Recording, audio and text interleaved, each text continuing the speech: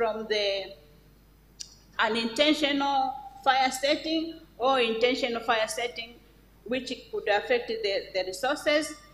And we involve communities now to understand and come up with solutions and identify what could be the causes which could set up the heat, and assess our own resources.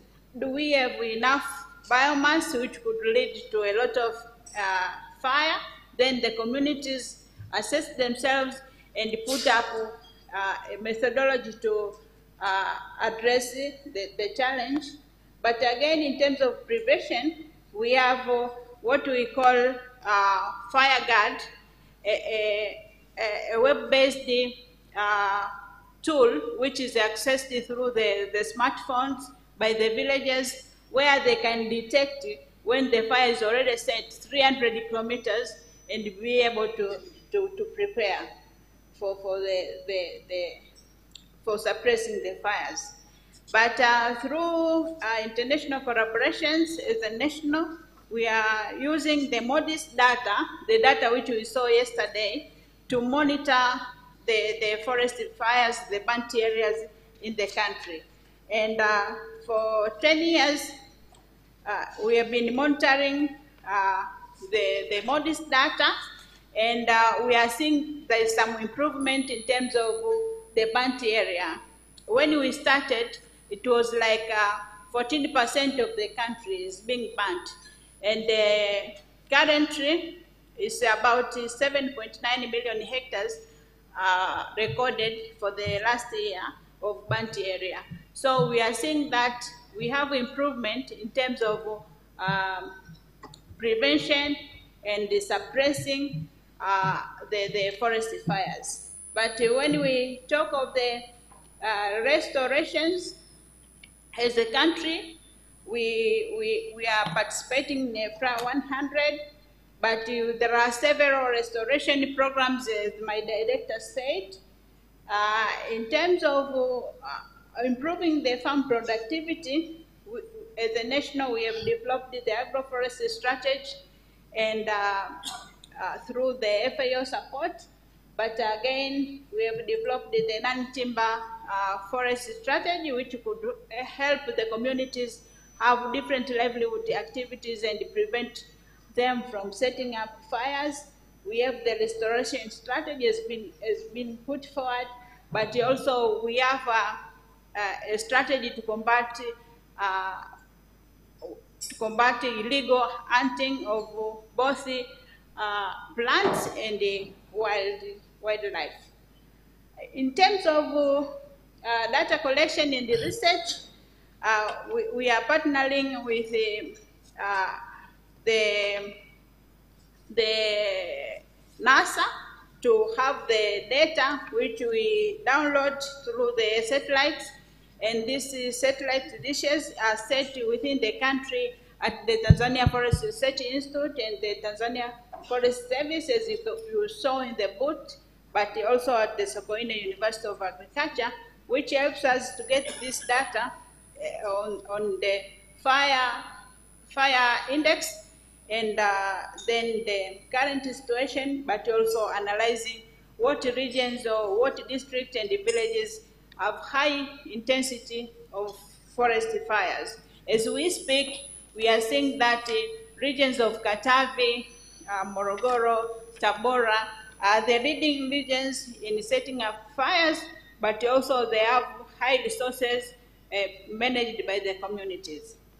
And Dr. Bakengesa, could you summarize? Time is not on our side. Thank you. In summarizing the presentation, I also like to call upon the national to have long-term research in monitoring the biodiversity changes within the high-prone areas, and also we are calling upon the capacity building to forest adjacent communities and institutions on wide prevention, detection, and control monitoring. Then the research and to follow up new technological innovations, generations, development of innovation for wildfire risk assessment, control and management, and support development of national frameworks to strengthen coordination of the actors and long-term partnership building in wildlife management. And as a national, we have developed a concept which we call upon about 20 million US dollar for supporting this initiative. Madam Chair, may I submit? Yeah, a big applause to Dr. Bakengesa, and thank you very much, although you have extended the 5 minutes. And may I request the next panelists, once you see the chairperson is standing here, so when you are presenting, you have to look on your right-hand side. Once you see the moderator is standing, you have to understand that time is over. Ladies and gentlemen, the next panelist is Dr. Celestino Balama. And Dr. Balama is going to answer one question. What has the country achieved or benefited from implementation of the Convention on International Trade in Endangered Species of Wild Fauna and Flora with reference to plant species? Dr. Balama is the Director of Forest Utilization Research at Tanzania Forest Research Institute, and he is one of the desk officer overseeing the scientific authority, plant species under the CITES. Dr. Balama, the floor is yours, 5 minutes. Thank you, Madam Chair, for giving me this space to speak.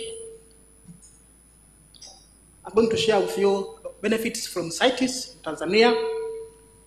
CITES stands for the Convention on International Trade in Endangered Species of Wild Fauna and Flora. Is an international agreement between governments, and the CITES ensures the international trade of specimens of wild animals and plants does not threaten survival of the species. So CITES is among the conservation tools we have in the country. So CITES, Tanzania ratified the CITES Convention in 1980, and the worldwide CITES controls about more than 38,000 species of flora and fauna. About 85 of these are flora species. In Tanzania, we have 4 genera. That is all species of Phaseria species, Kaya species, Pterocarpus species, Darbegia species are being listed as in appendices of CITES. So listing of all these genera is because of look-alike. So not all species are being traded internationally, but because of the look-alike, you have to list all, so that because of difficulties in identifications. But also we have 2 species of Osiris. I mean, 1 species of Osiris and 1 species of Prunus africana, and one family of Orchidaceae. It is listed all family because these are small plants, and it was difficult to differentiate one species to another species. So all family of Orchidaceae has been listed in appendices. So in Tanzania, we have recognized some benefits while implementing this CITES agreement. We have received guidance on developing the science-based evidence known as non-detrimental findings when planning to harvest wood resources, or before utilization, you have to develop a science-based evidence. But also capacity building to CITES desk officers through long-term studies, that is at master level. There is the CITES tree species program which provides these opportunities. So we have 2 officers in Zanzibar, I mean Tanzania, Zanzibar, but also about 5 in Tanzania mainland have been benefited from this program. But also attending some meetings. We have several meetings, we have COP meetings, have standing committee meetings, we have plant and animal committee meetings. So all of these are being opportunities to most of our officers to get experience, to share experience with different internationals, but also has enhanced the networking through different forums, but also we have been receiving some funds on conservations, on trade species which are listed in CITES. For example, we have received funds to conduct studies on the status of Osiris solata in the country through the CITES trade species program. So, undertaking all these issues, there are some challenges we have been facing. Among the main challenges which we have been facing is the lack of unity among Africa states during CITES meetings. We are here together, but during CITES meetings, we are different. SADC regions is alone, northern regions are different. So during making resolutions and the decisions, Africa region is not has no unity. We are different. So normally our decisions do not get enough votes to get our proposals right. So this is the main challenge we are facing. So, Madam Chair, what I insist here is a take-home message as Africans. Let us unite, let us get unity to all of these international forums so that we can, our agendas can pass in international meetings. Thank you, Madam Chair. Just in short. Thank you very much, Dr. Balama. You have at least saved me. You really used the 5 minutes. A big applause to Dr. Balama. And Dr. Balama, I really declare, Honorable Chairperson, Dr. Balama is my first PhD candidate, so he was supposed to observe the mentor's principles. The next presenter will be Dr. John Richard, who will share also experiences with us from Tanzania. And Dr. John, you have one question. You have to tell the audience why are the invasive species a problem of concern to people all over the world, and what is the status here in Tanzania? And who is this Dr. John? Dr. John is a researcher from Tanzania Forestry Research Institute. He is the director who is organizing, supervising, and coordinating forest research in the northeastern part of Tanzania. This is the center owned by Tafori, but he is a current member of the task force, which has been formulated by Tanzania to look into the invasive species and develop a strategy and action plan. Dr. John, the floor is yours, 5 minutes.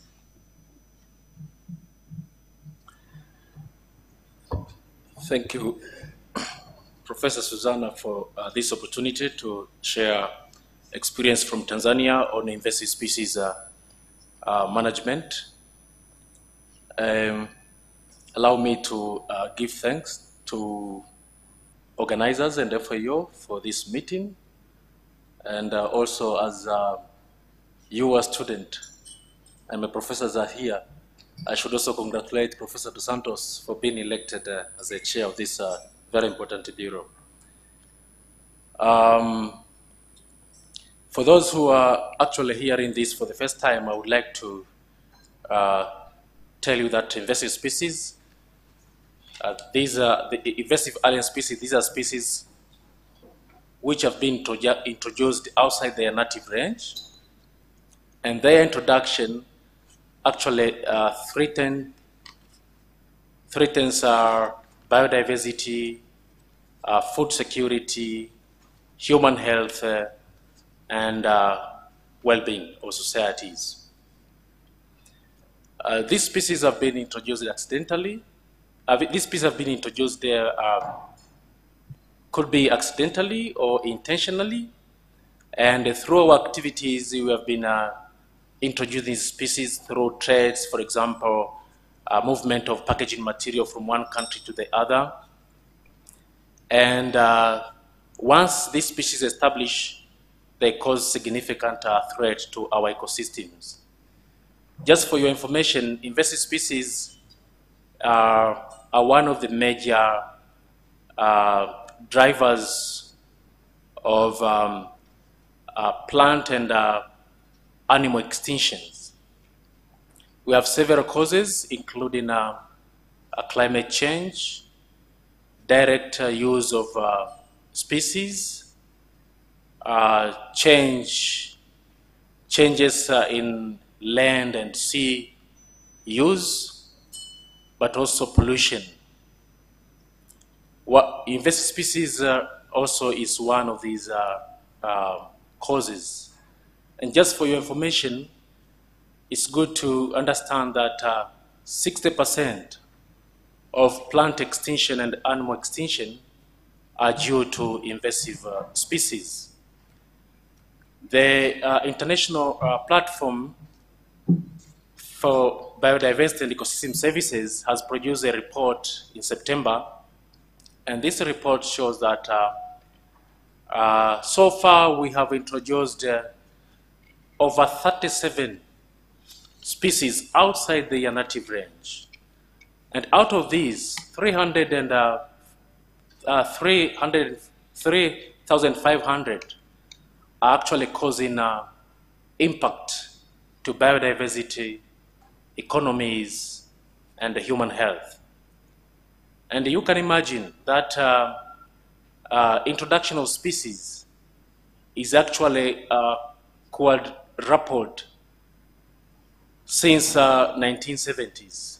It means that the introductions are increasing 4 times every 10 years. So this is a serious problem to our biodiversity, our economies, and also health. If you look at the costs that are inflicted by these invasive species, globally, invasive species now costs of 423 billion US dollars globally. And if you look this closely, it's a big amount of money because the sub-Saharan Africa, the gross domestic product for sub-Saharan Africa is almost 2,000 billion US dollars. So almost a quarter of these is actually caused or inflicted by invasive species. So a big sum of money is actually goes into that, either through management or impact that are caused by invasive species. The current status in Tanzania. So far in Tanzania, we have recorded 75 invasive species, and we have about 145 potentially invasive species, which we are still monitoring the impact. But the 75 species have already been recorded, and the impacts have been felt by communities. And these species include plant species like Parthenium. We had a cypress aphid, which caused a ban of planting cypress in many East African countries, although we are just now starting planting cypress because the aphid has actually gone down in terms of population. But these are the impact that we have felt directly in our economies or in our activities and productive sectors. In the forest sector, we have actually managed to introduce biological control to control some of these species. And recently, not recently, but some years ago, there was a biological control which was introduced to control the Pinus aphid, and this has done a very good job because it has actually brought down the population. These are just some of the things that the country has done, and it has also introduced. The country has also developed a strategy to manage invasive species in Tanzania. The strategy was launched in 2019, and it's actually now implemented by different sectors. Thank you very much. Thank you very much, Dr. John. And The final panelist to share experience from Tanzania is Mr. Fandei Mashimba. And he has also one question. And Mr. Mashimba, in ecological perspective, if you could tell us what are the impacts of tree seed diseases in forestry? And Mr. Fandei is an assistant conservation commissioner working with TFS and a manager in the seed biology. He has also worked with various organizations such as IUCN, Kew Botanical Garden, and Missouri on species recovery action plan for conservation. Mr. Mashimba, you have 5 minutes. The floor is yours. Thank you, Madam Chairman. Thank you, FAO, for having me here. Basically, I will just talk a bit about the perspective of tree seed in Tanzania. In terms of the general perspective, is that yes, we have this issue of seed diseases along with tree seed diseases. And actually, in terms of the knowledge, we have a challenge of having the background, the history of tree seed, because at the moment when we started documenting about the tree seed and the tree diseases, we actually didn't have pathologists. We relied much on the experts from the agriculture. And most of the knowledge which we are currently having just from coming from research findings, which have been done by the experts who were performing their PhD, masters elsewhere. So upon having TAFORI, then we started gathering scattered information about the tree seed. So most of the disease that we have already documented are normally fungi-based disease, and a little bit about from insect infestation. And the occurrence and distribution of this pathogen have been realized once in 1982, where Pinus radiata is one of their commercial timber species was abolished because of the Dotistroma septosporum disease. And this information have been scanned, as I said, and they normally affect much commercial exotic species like ukes and the Pinus species. And for indigenous, we have little information for recalcitrant seeds or recalcitrant species like Sorindeia madagascariensis, Rideria migrantha, and the Wapaka cricuriana, because these species are, we normally keep seeds when they are moist. So you can understand that fungi and moist is like having fire and petrol. So that's why they are also affected much compared to the other orthodox seeds. And most of the seed disease that we documented are seed-borne and externally associated pathogens like Botrytis and Fusarium. The fungus Fusarium is the leading group which we already documented in this country.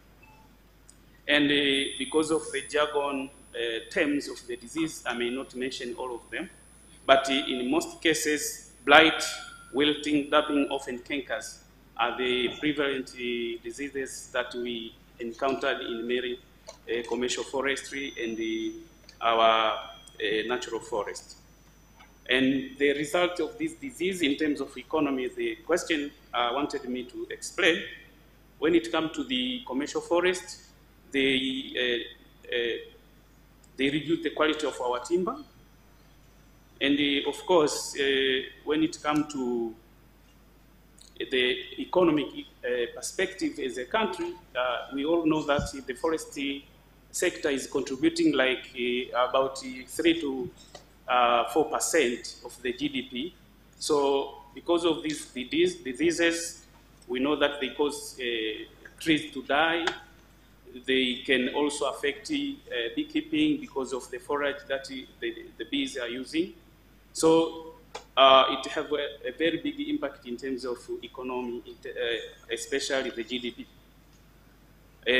I may also talk a bit about ecosystem and biodiversity, because once the diseases are erupt, we use insecticides. The use of insecticides means we also having like multiplier effect in the soil health because of the microorganisms that have been killed by the insecticides to potential control them. But when it comes to the extinction potential of the species in the natural forest, for example, we are working on conservation of one critical endangered species in southern Tanzania called the Caromia gigas. It is affected by the fungus. So you can see the pressure of the climate change, the drought stress, and the alike, including the disease, and make them at the brink of extinction. But farmers are using trees as one of the agroforestry initiatives. So controlling the disease in the forestry sector in commercial will also help the farmers to control the disease in their farm, in their plantation, because some of these diseases are not host specific. They can be contracted by or infiltrated to agricultural fields. So these are the issues that I think were noted in the past 20, 30 years in terms of disease in tree, seed, and plants. But we do have approach to manage or to control them. One of them is seed health testing in our laboratories. We also do proper seed management by having seed biology guidelines to collect activity documentation. We also have proper nursery silviculture operation from sowing to planting. But when we have these plants in your forest or in your plantation, we do proper silviculture operation, including spacing and the pruning and the like. And we also give proper attention to species site matching, because we know that diseases, sometimes they erupt because of plant stress. So site matching is one of the information that we are making sure that whenever we do plantation, we plant a tree, we expect to make sure that site planting matching site is observed. But we observe also an integrated disease pest management by relying on sound selection of species and broad-based genetic base of seeds, so that they can be adapted to several environmental areas with stress. Because of time, I would like to appreciate and hope to respond much when you come up with questions. Thank you. Thank you very much, Mr. Mashimba, for sharing the experiences on tree seed diseases. The next experience now goes to the case of South Sudan, and we'll be having Mr. Wami Tongan Emilio from the Ministry of Environment and Forestry, Juba, Republic of South Sudan. He'll be sharing with us experience on the emerging and re-emerging issues in the management of forest resources in Sudan. Mr. Emilio, the floor is yours. You have 5 minutes.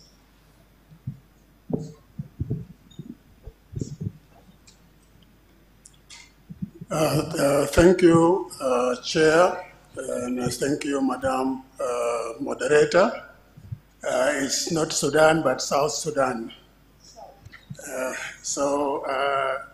Yes, thank all of you for for giving me this opportunity. But first, as I would like to introduce South Sudan. For some of us who are not conversant about this country, South Sudan actually gained independence from Sudan in 2011, but entered into war with itself in 2013 and also in 2016. So this crisis actually led into massive displacement of population within the country and refugees to the neighboring countries. It also led to involvement of armed actors in illegal logging of forest resources. Example, the teak plantations which were established in South Sudan in the 40s. As a result of that, also poverty and loss of jobs due to the war has pushed many people to cut trees and depend on charcoal production and fuel wood. And as a consequence of that, also the collapse of traditional and civil institutions lead to overexploitation of the process. This is the context of conflict. These are challenges in the conflict context, but there are other issues in the sustainable management, forest management in South Sudan. Number one, South Sudan is endowed with a diverse natural forest and woodlands estimated at 30% of the total land area. Largely dry forests and woodlands plantations. We say forest here include actually woodlands, agroforestry, smallholder woodlots, and trees outside forests. Little reliable data is available. Forest area is uncertain. If you look at some of the literature you get in the FARA and FRA 2020, it is stated there it is 11% of the total area, which is 71,570 kilometers square. Our NDC gives the area as 192,000 square kilometers, that is the 30%. European Space Agency gives another figure, which is 253,000. And even forest loss rate is also uncertain. Our state of environment, we give that the deforestation rate, annual deforestation rate is 1.5 to 2% per year. The NDC gives 2% per year. The Global Forest Watch also between 2001 to 2021, it says it is only 1% lost. So all these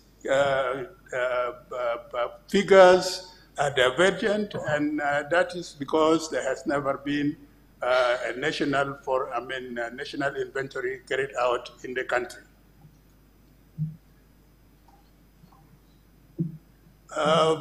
Madam Chair, there are also some challenges, which is also part of South Sudan and also in Africa. Illegal logging is a growing picture of transnational organized crime in Africa, often facilitated by a collusion of senior officials with a far-reaching security and environmental implications for the countries affected. Illegal logging, therefore, should be considered both as an outcome, as a driver of corruption. There is little political will to act against illegal logging because certain political actors responsible for overseeing the forestry sector are benefiting financially. As communities gain a stage in sustainable management of these forests, they are more likely to find stronger short and long-term incentives to invest in livelihoods other than illicit logging.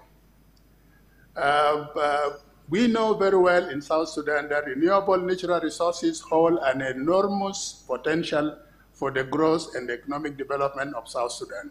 However, natural resources are in many cases underutilized. as well as inefficiently utilized.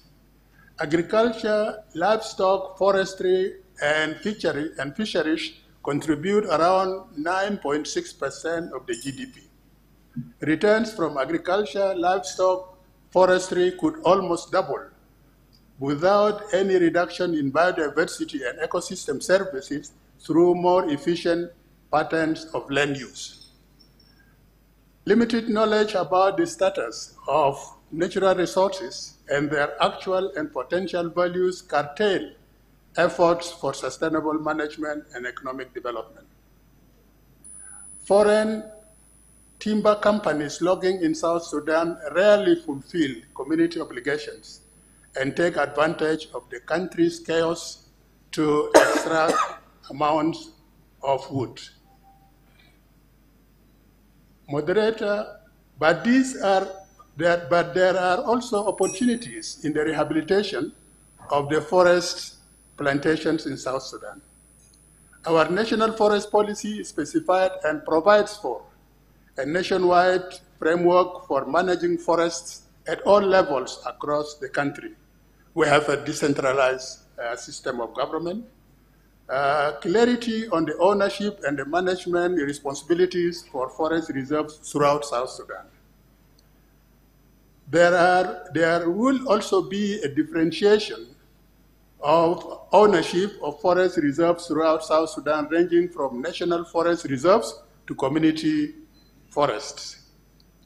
Establishment of South Sudan National Forest Cooperation to compile and update information on all forest reserves to inform their management planning and for sharing of forest revenues. A unified and effective forest revenue collection and sharing system to be adopted throughout South Sudan. Sorry, Mr. MELIA, if you could summarize, time is not on our side. Yes, we also have an opportunity that we have already passed the land policy, which is also crucial in negotiating for land from the communities. We are going through the forest and environment bills, which are also going to be validated. And then in the implementation of international initiatives and conventions, the example of CITES, we really argue that countries assent to this because that will curb illegal trade in forest products. In the Paris Agreement, South Sudan has made a commitment of 100 million trees to be planted within a period of 10 years.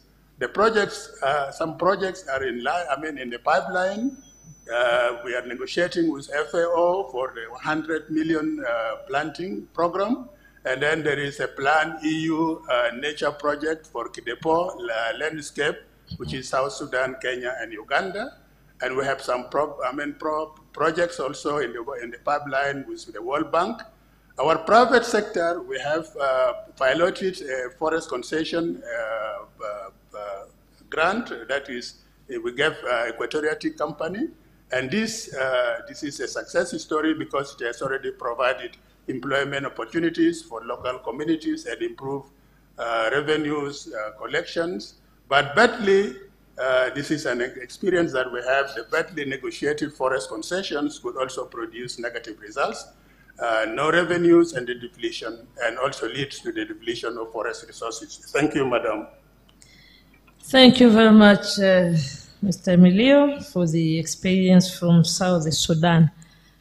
Members, time is not on our side, but I feel as a moderator, I could pick two burning comments or questions to the panelists. If you could raise up your flag.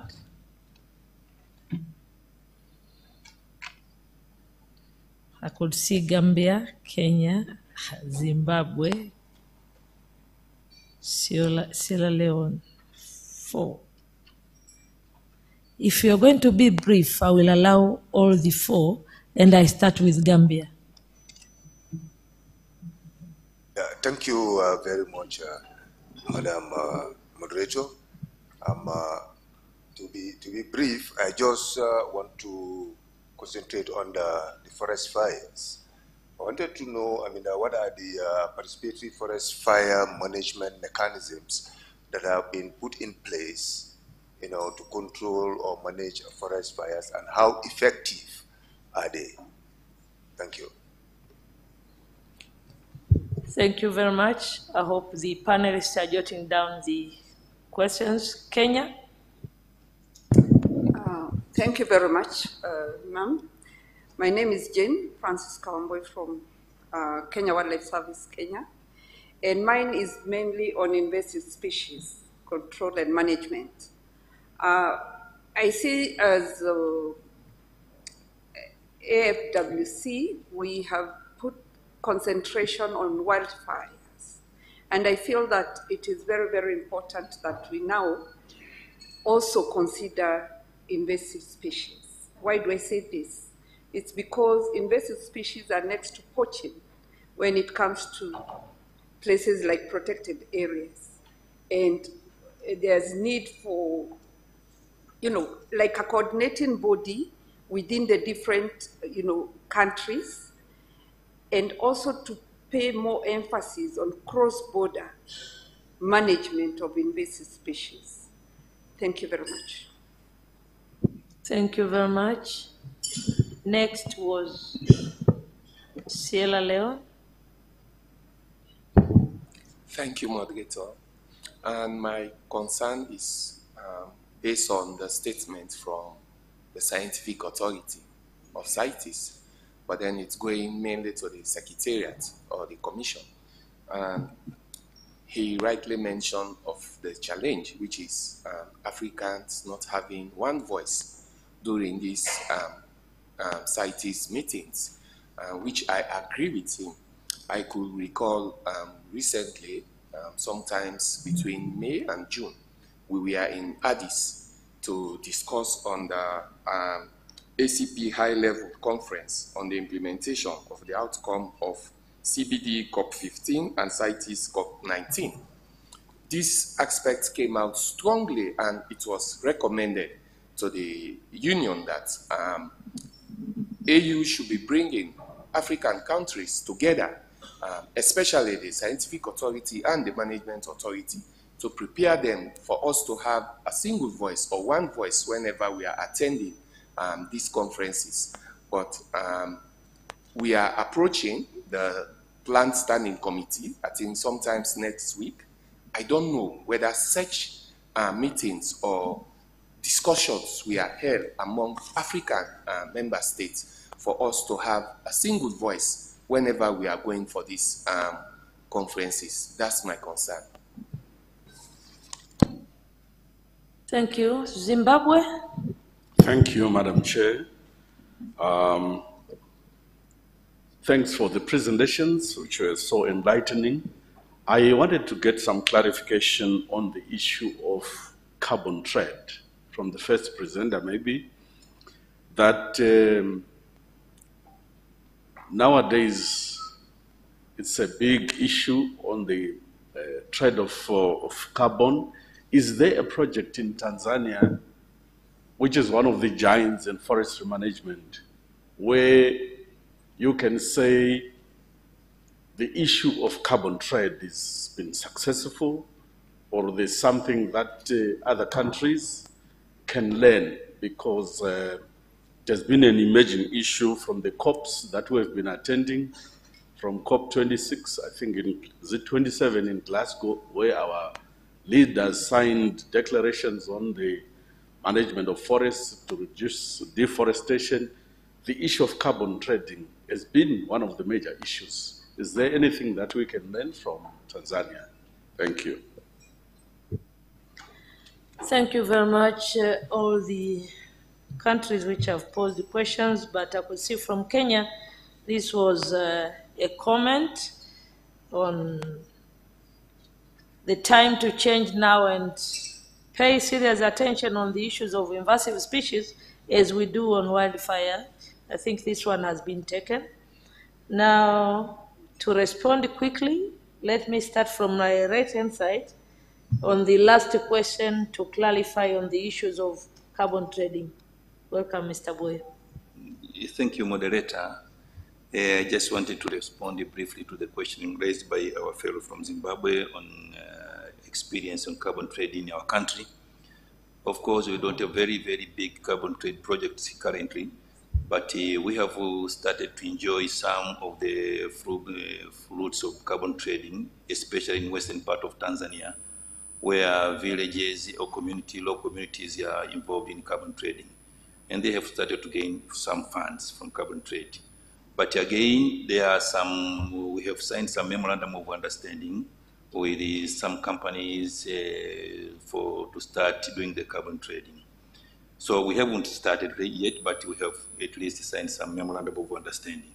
So we have some experiences here and there of carbon trading, but we haven't started. As you know that we haven't fully started.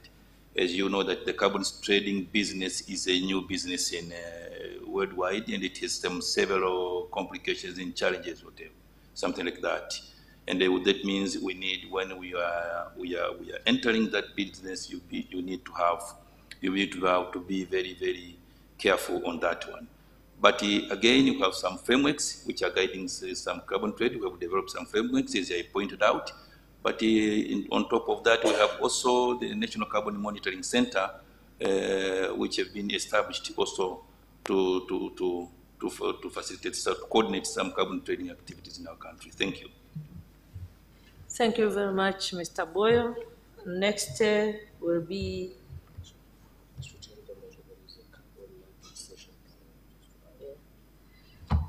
thank you very much, Mr. Boyo. And I think members, you will all agree the next session will be talking much on the issue of carbon trading. I think that is where we're going to share our experiences more. And probably to add to Mr. Boyo, the frameworks which were developed in Tanzania, it came to a point where there was mushrooming carbon business at local level through the voluntary carbon markets. And that is the potential which the country would like to tap at the moment. Now, the next question was on fire management mechanism. Dr. Bakengesa, if you could be brief on it. It was from Gambia. Thank you, Madam. And our colleague from Gambia who wanted to get the experiences and the effectiveness of fire management in Tanzania. As I said earlier, we are using both the digital way of detecting fire and using the local knowledge. And at the community level, we have the Village Natural Resources Committee who are being trained in the ways to detect fires and suppress fires, whereby the government, through partnering with the different partners, we provide them with fighting gears for the fires and give them the web-based application in their own phones to be able to detect fires in the radius of 300 kilometers before the fires attaches to their land, so that they can get time to prepare and suppress the fires. And if not, they are able also to suppress it when it occurs by providing them with supporting gears and a lot of trainings. So we are seeing that the integrated fire management at community level has got impact, and we are seeing the reduction in terms of wildfires in the country from the time when we started monitoring. Thank you. Thank you, Dr. Bakengesa. From Sierra Leone, it was the challenges with CITES meetings, but I saw it was like a comment. Dr. Balama, do you have anything to add from what Sierra Leone have commented? Yeah, thank you, Madam Chair. I thank Sierra Leone member for raising this, for sharing this progress. Next week you'll be in Geneva attending CITES meeting, 75th Standing Committee. So I will try to observe this progress, how implementation has been taken, the recommendations from the meetings which were there. So I'll try to see the implementations. Has it been taken or not? Because during meetings, those we observe the implementations of our resolutions.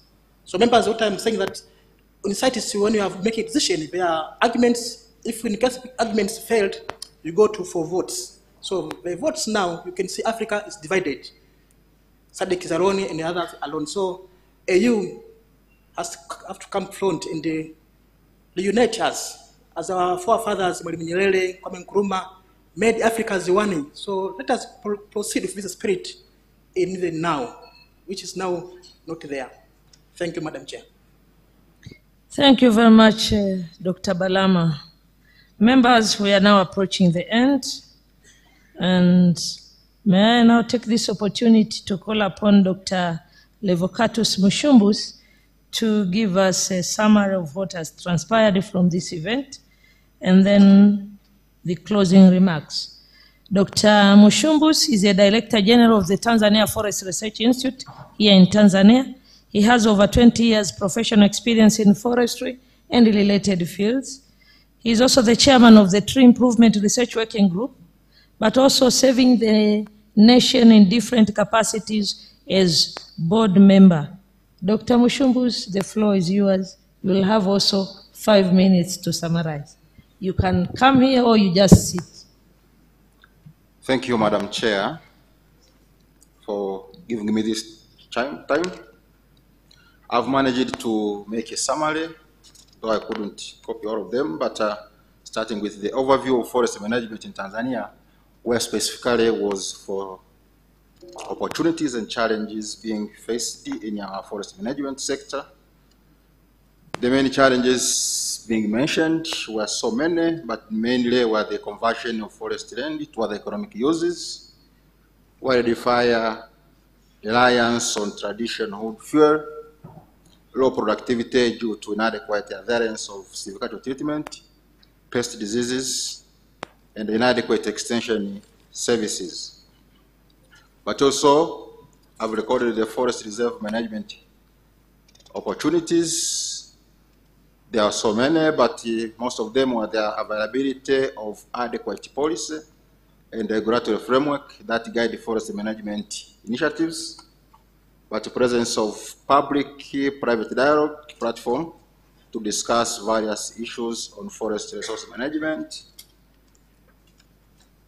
There were some investment opportunities that the country pledged to restore 5.2 million hectares of degraded in 2030. This is an area where private sector can invest on tree planting, especially on degraded forest. Also, the Vice President's Office, in collaboration with other stakeholders, has enacted carbon trading legislation and the guideline of 2022. Similarly, this is an area where stakeholders can invest. He has also mentioned some regions which are still having huge stock of natural forests, some of which are for conservation and production. And here there are some areas where some business can be done, especially on carbon trading and the certification of forest produce. Madam Chair, another one was specifically on fire, where we got experience of the fire in Tanzania.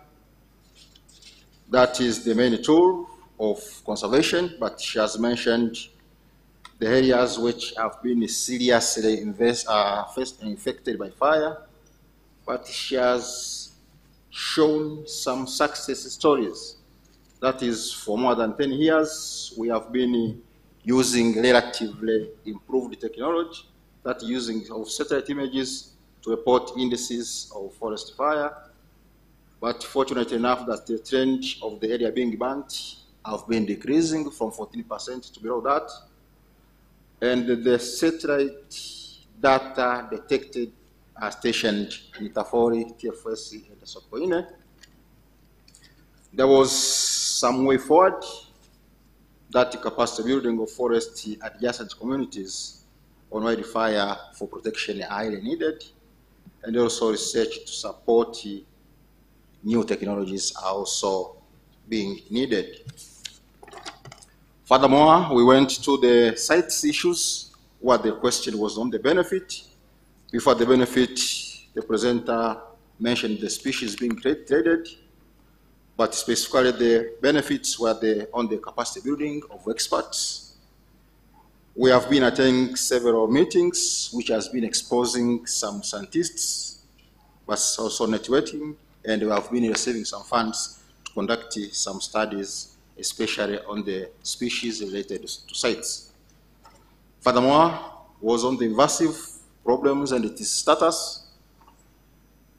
Problems were mentioned that they threatened biodiversity, they cause some human health problems, but also the major cause of extinction of some plants and animals. But it has also causing using of a lot of billions of US dollars for management in order to solve their impact. There was issue of impact of tree diseases. Here, the presenter mentioned some diseases which are affecting seed trees. He has mentioned some impact, which include the reduction of quality timber, which automatically reduce the yield. It affects beekeeping sector as it affects some flowering stage of some trees. He mentioned the issue of ecosystem, that is once there is a use of insecticides automatically you will be damaging the ecosystem. Also, extinction of some species once has been affected by these diseases.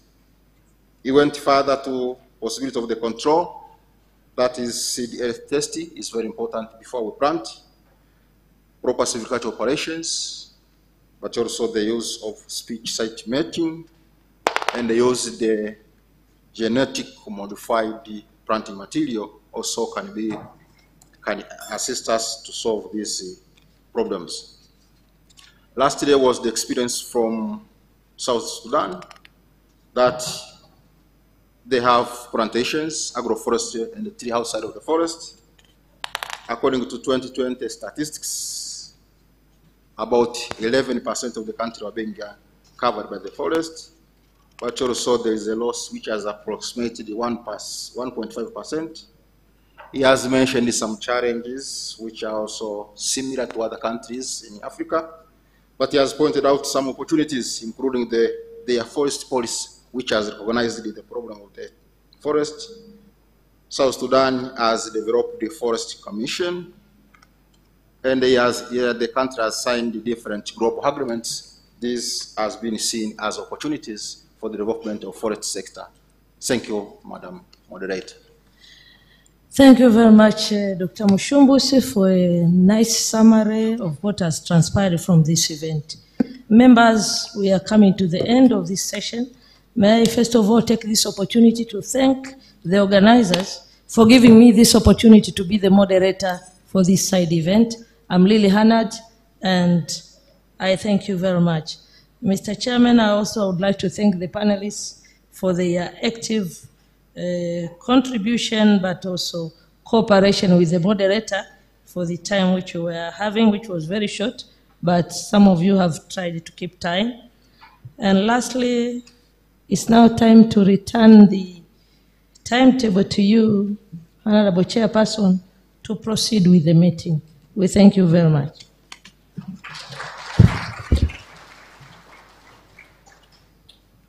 Thank you, Professor Susan, for moderating this session very well, and I thank your panelists for very good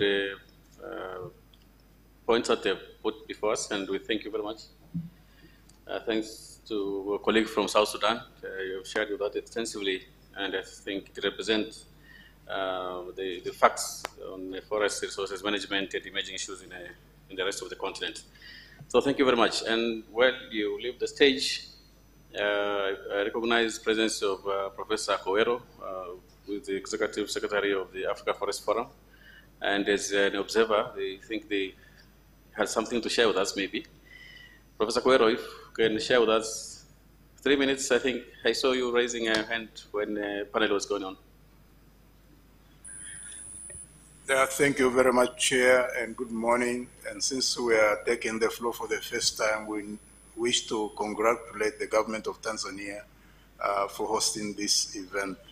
We came late last night from another event, the country-led initiative for UNFF that has been hosted by the government of India. So we came late last night for this. We did raise our hand to seek to contribute a little bit to this, and my successor at the African Forest Forum is Professor Labode Popola, who is now the CEO, and he will make the intervention on behalf of AFF. Professor Popola, please. Thank you very much, Godwin, and Chair. Thanks for giving us this opportunity, even when the program is almost over. I just wanted to build on what our colleague from Sierra Leone said about how do African countries have a single voice when it comes to some of these processes. And the short answer to that is to work with the African Forest Forum, which offers a platform for all Africans on issues of forestry, climate change, environment, and even trees and livelihoods. So for those who do not have relationship with African Forest Forum, the time is now for us to work together in the best interest of African forestry. Thank you very much, Chair. Thank you, and congratulations for taking up the office from my professor, Sante-san. And now, Professor Susanna, I think you will coordinate now the members too. Yes. You are this. I think whether you're still in the seat, you are the chairperson of the. Yeah, I'm still the chairperson of the AFF Members Forum. Okay. Yes. Now, put us in one cup so that we deliberate and have one voice on many forest issues to the global agenda. Thank you. So we take up very much. Thank you very much for this. We'll continue interacting, Professor Koyer and colleagues, on this. Now we are done with this session, and we quickly move to another item, which is item 6, before we go for a break. So I would like to call upon, first of all, Secretariat should come here, and then we will continue with issues related to thematic areas. There are several of them, of which Secretary will take us through, and then we discuss, and strictly 1 hour we should be done, and then we'll break for tea, coffee, and then we'll continue with sessions before lunch. Secretary.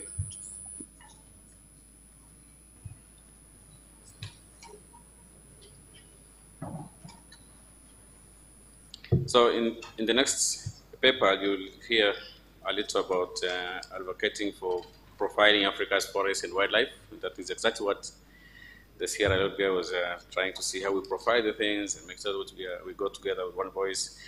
And yesterday we also had some concerns on how to keep forest agenda and the sector itself as a top agenda and priority in many governments in Africa. Sustainable financing for forestry has also been a concern. Climate change issues, specifically on restoration programs, especially under Africa 100 initiative, enhancing actions against deforestation, illicit exploitation of trade of wildlife and forest resources. But there will be some highlights on Africa forests and education.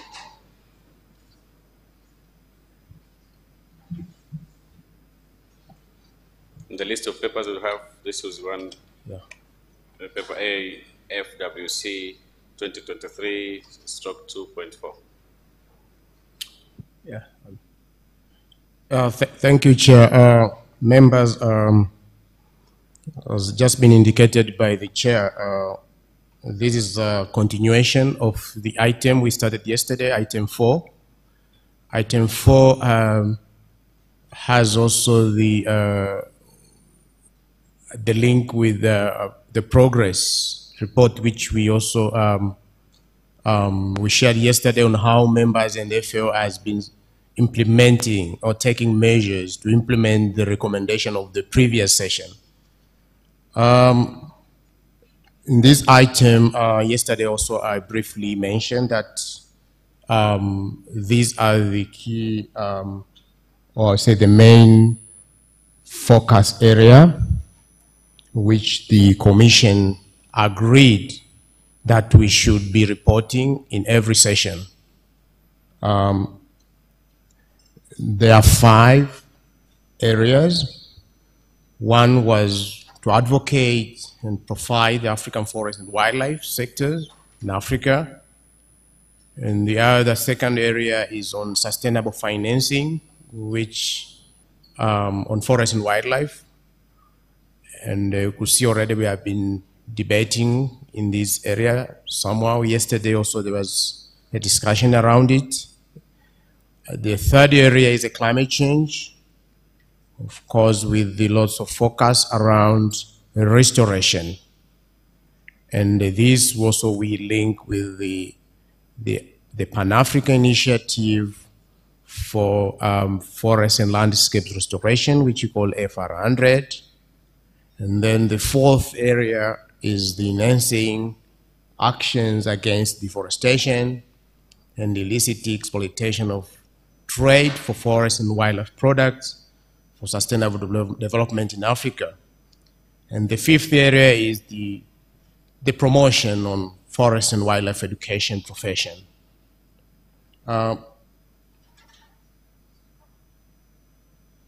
Chair, if I start with the first one on advocating and profiling African forest and wildlife, there's been a lot which has been ongoing.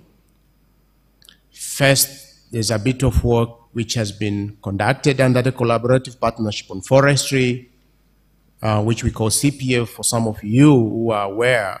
Under the work of United Nations Forum on Forestry, there is a group which was created as one of the initiatives to support the Secretariat in terms of profiling, advocating, and to bring the commitment to the implementation of various decisions which are being taken at the UNFF level, and same time supporting, operationalizing some of the actions coming from various decisions also of the forum.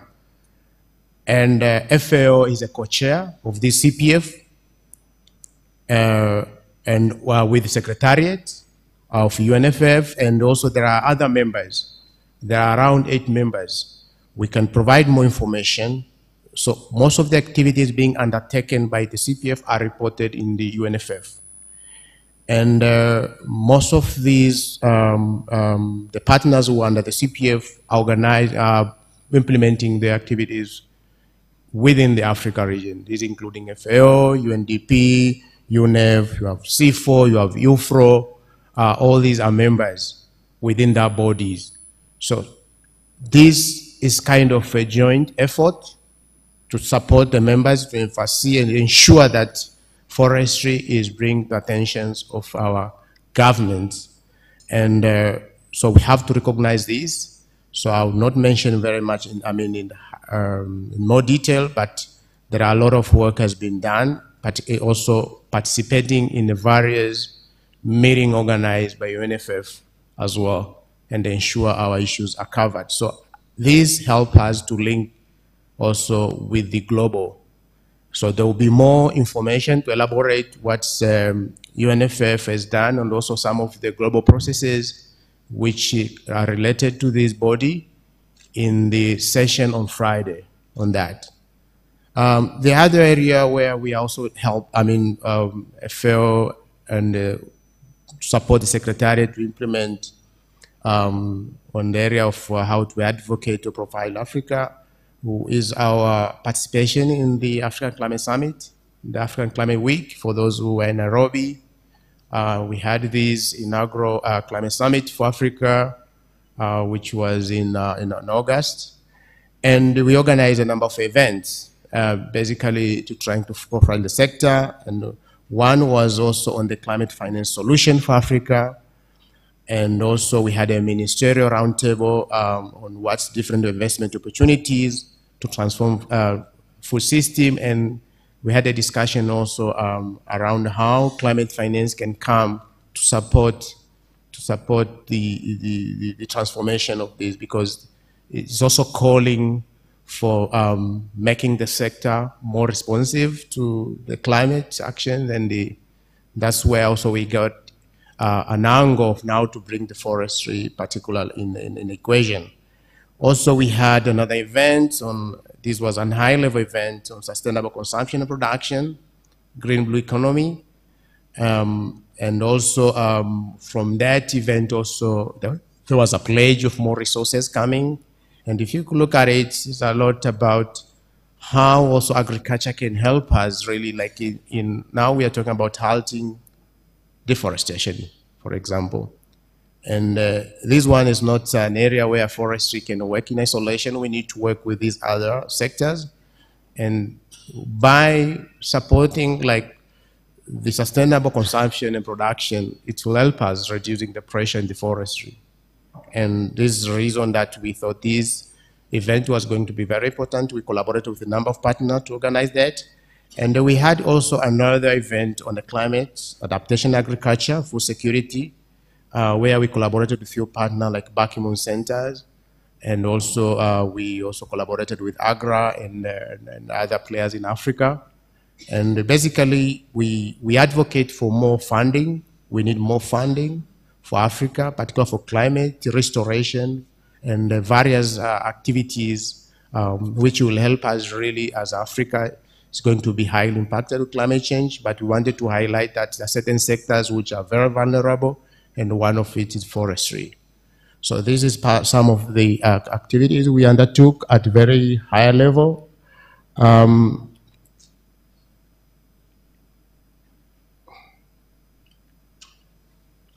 In terms of sustainable financing for forestry and wildlife program, this is a big area of work, and I would like also to refer a member, we have a full paper on this. So here we just have one slide, but if you could look at this more detail, what has been undertaken. But I just want to highlight that from the paper which we put together, whether the funding is increasing, coming to the sector, it looks like there is a response. Yes, though it's not enough, but it can show remarkably that there are things which has really changed over the time. I think maybe by Africa calling more and our leaders in the various platforms calling for more funding coming to the region, there is a call now, I think, and the response from development partners and a number of other institutions also coming forward to put more resources in the region. And also, it shows that we still need more funding, and in particular for Africa, to be able to really implement some of the of these actions, particularly like those decisions coming from the various conventions Africa is a part of. For us to be able to meet some of those, we'll need to have this funding flowing and be able to identify them. So you could see the chart there. We did some analytical work. We look at some of the funding coming from the public sources, particularly from your own department. And you could see, I think we got a bit of skew formation. If you look at it, you look like Kenya and Uganda having more resources at the public sources coming forestry. And you could see like Uganda slightly below like 20 million there. And then USD, and then we also, of course, have Kenya there, which is the highest. And then from the ODA, the Official Development Assistance, which seems to be, that's where we are kind of pushing this, because ODA has a little bit slightly decreased. And I think there have been a number of reasons around it, that a lot of financing now seems to be, like I mentioned yesterday, we need to access this through other emerging areas, like particularly now climate action being on the center or the epicenter of global regional discussion. And that's where the resources now seems to be rooted. So now most of the program you find forestry has to be part of the solution. And that's where we can tap into, like how forestry is providing, building the resilience community. So you may not find visibly, this is a forestry money. It may even go through, for instance, to the other department. For instance, you may be in the Department of Environment, but the resources are being channeled perhaps like in the Ministry of Environment, or it went to the even Ministry of Health. So we have been seeing Ministry of Agriculture. This is what of the trend we have been seeing, but from the data which we really analyze, looks most of the ADA, if you we use the usual way of tracking them, we may find like it's decreasing. But what is coming very clear that there's more resources we need to be tapping into from like a Green Climate Fund which has been established. Looks more of the development partners who used to put a lot of resources through bilateral channel are directing these resources to this bigger climate fund. And they want the country to be accessing through those mechanisms. In terms of the climate finance, again, FAO has been, if I would just get back to the business, we have been supporting a lot in the IFR 100 in terms of mobilizing resources, also on the sustainable wildlife management programs, which we are very much embarked around it. In terms of a Green Climate Fund, from our figure, from our dashboard, we have currently a portfolio close to slightly below 150 million, covering a number of countries. That's current which is happening, and you can see we have program in Benin, Congo, Congo-Brazzaville, Cote d'Ivoire, Gambia, and the Sudan. Those are the ones ongoing. And we have also a very huge portfolio of a global environmental facility program and GF7, which are ongoing throughout in Africa, but it also, the value is close to 230 million USD of projects and programs are ongoing. And one of it, for those who are familiar, we have a dryland program, which is focusing largely in various parts of Africa with a bigger chunk of resources in Southern Africa. We call Dryland Sustainable Impact Program, and many countries are participating in the program, and that's and it's all in forestry. Also, in Central African Republic, we are working under the CAF initiative, and more than 800 million has been mobilized for Central African countries in that region, and covering number of donors who put the resources in that envelope to support the countries under the Congo Basin area. So, but you can get more information if you follow that link for the interest of time. Also, what we have also undertaken is some capacity building to see how we can unlock finance through our forest landscape restoration mechanism of FAO, forest farm facility of FAO. We are also being involved very much supporting like smallholder farmer, forest producers. We provided some capacity building, and even as we speak, we are also planning another one coming very soon, also another training. We are planning with the FFF team, and even if you have visited the booth here, you could already see what the FFF, the forest farm facility, is doing, like here in Tanzania, for instance, if you visit the booth.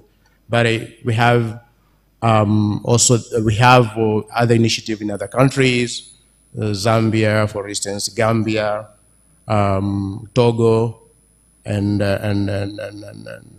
Zambia, but also in terms of benefiting, we are trying to expand, like when it comes to capacity building, to other countries, even if they are not part of the current initiative.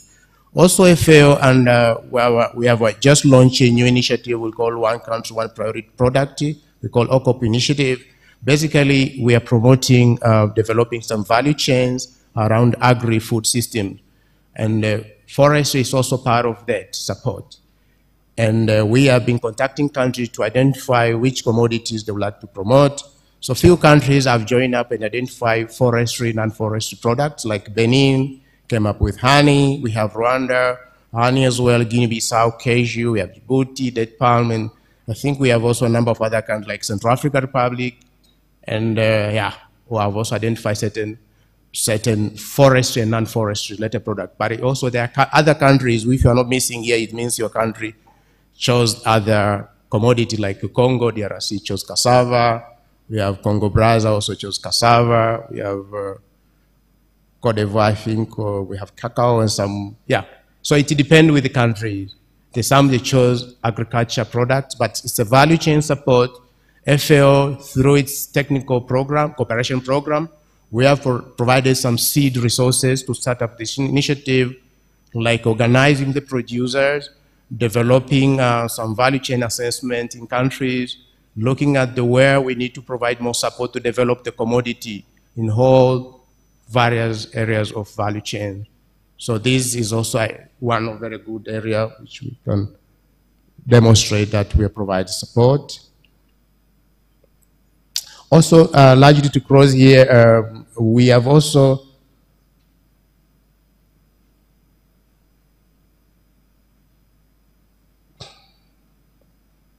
there's something just went wrong here.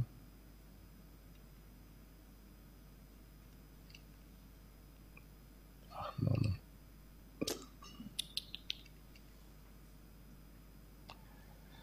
It doesn't seem to be going backward. So, can someone? There's one slide which was skipped, sorry for that. But I can speak about it. It's support we provided also in a number of countries. We're mobilizing more resources under either GF8 now, which is currently under implementation. The slide before. The financing still. There, yes. No. The next one, yes. The next, okay. I can do it from here. I can do it from here. The next one. Yes, that's the one.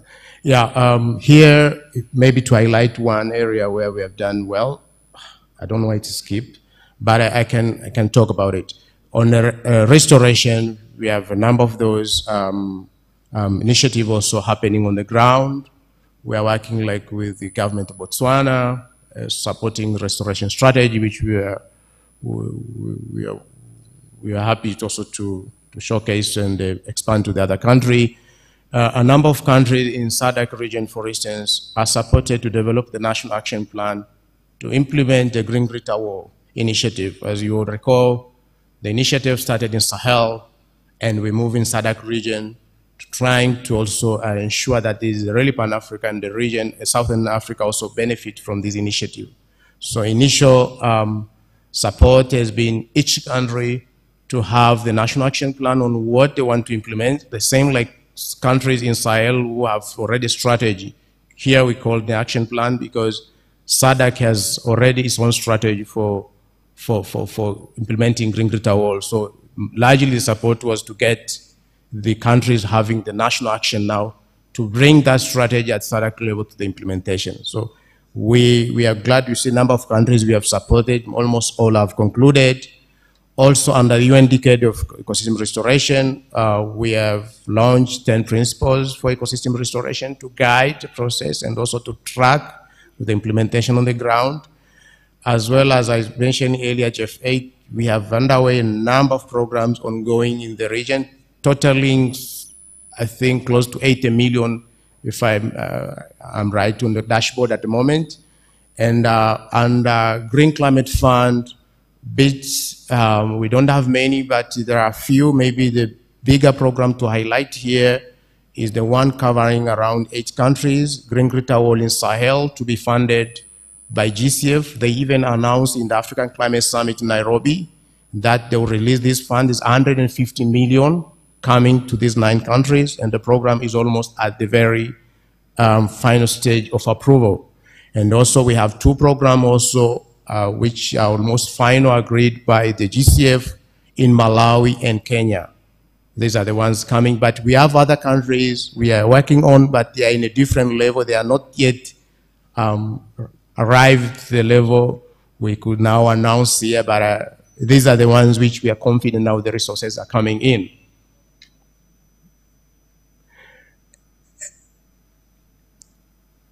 And in terms of action on arresting the deforestation and illicit trade, the other slide, we are in the second phase of Sustainable Wildlife Program we call SWIM. And go the other slide. It is jumping, I don't know what's happening with these.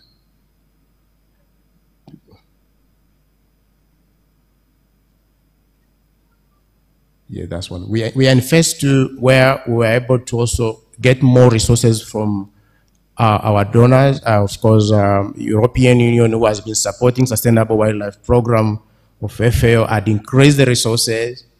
In this now we are in a phase 2, which will go up to 2027, and we receive $20 million to expand some of the activities where already the program was ongoing.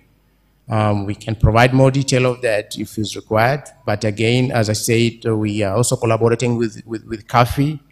CAFI has been one of the initiatives providing a lot of good resources. And also there are more opportunity coming around it. Of very recent also, they just called for a new funding for some countries, which we are helping the countries now to develop a program to tap into that resources. You could see the countries in the bracket there who are benefiting from the Central Africa bloc. Also, we have operationalized the national measurement reporting verification system. Some countries like Congo, also with the strong support from Red Plus, we are working also of bringing like agroforestry into equation now to support the local farmers. So most of the initiative now with the Red also and the restoration, we are promoting a lot of agroforest work. Like you may have heard, some countries being supported to develop agroforest strategies. Some countries have been also helped like in the issues of seeds and others.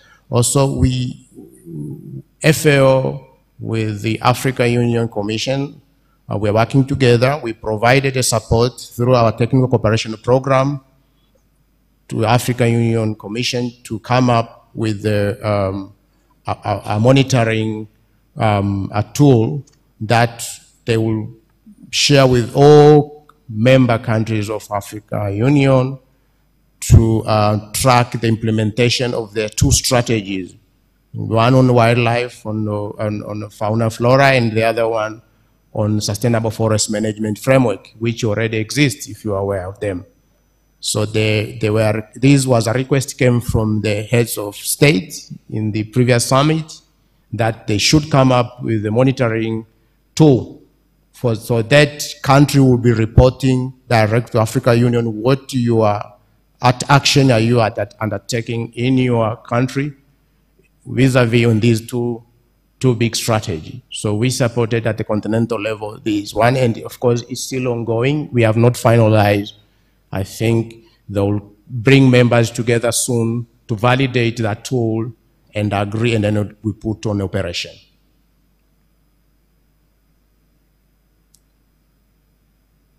Lastly, on education. The education one,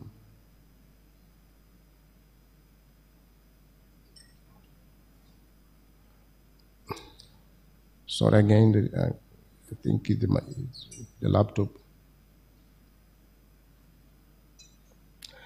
Well, FAO has developed a number of initiatives to support the forest wildlife education. First, we have e-learning academy, where we develop some courses. I think we just have to offer these links to the member. It's something now we are able to put online. It started offline, now it's something we can support the countries by highlighting these this platform where you can find it. But one is to develop bankable business plans if you are developing, for instance, these enterprise business, small forestry related based enterprise, or programs around forest and landscape restoration. Yesterday, I think someone highlighted here, we need perhaps to have support on how to develop this program as kind of like anticipating maybe some partner resources can be tapped into by country. So this could be one of that. The other one is forest genetic resources, which we have developed as well. Also, we have carried out capacity needs assessment in some countries to identify what's the kind of educational promotion work which we can do. But one initiative we can, let's say, we feel very comfortable to highlight here, and we'll have more discussion in one of the side events coming, is the development of hands-on forest-based learning modules, which we have developed to educate these, the children and the youth, this age of, we targeted a special group, so that they can see the importance of forestry and sustainable forest management and how the forest can be managed sustainably. So we have developed some modules which can be easily integrated to some of the national curriculum. And we'll have more of this discussion in side events. I don't want to preempt that side event, but Tanzania was one of the case study of that. And I'm sure there will be a sharing of experience if you happen to participate in this event will be coming later. So just to quickly go on a few recommendations, I would like to invite the Commission to really provide the guidance more on how FAO can support members in advancing some of the the recommendations which you like us to take in these 5 thematic areas, maybe more. If we are missing certain things, we will be like to hear more from your members, what you want to see also be covered more on these 5 thematic, also to continue, and they also like to invite the Commission to, of course, to implement some of these programs as indicated also. It's not just for the FAO, but also like you to implement some of these action at your level. You have a role to undertake in each one of them, and then perhaps report back to the Secretariat so that we are able to capture and report here visibly what we have done. But yesterday I said again, this item relates with the progress. If you can connect with the progress, we report which I also presented in brief saying it has a relationship with these 5 thematic areas. So there's a bit of overlap. So most of what you undertook, we kept it in that report. We didn't bring it. What member has done. So this thematic, whatever I presented here, was largely covering what FAO has done. So Chair, I would like to stop here. And thank you very much, dear.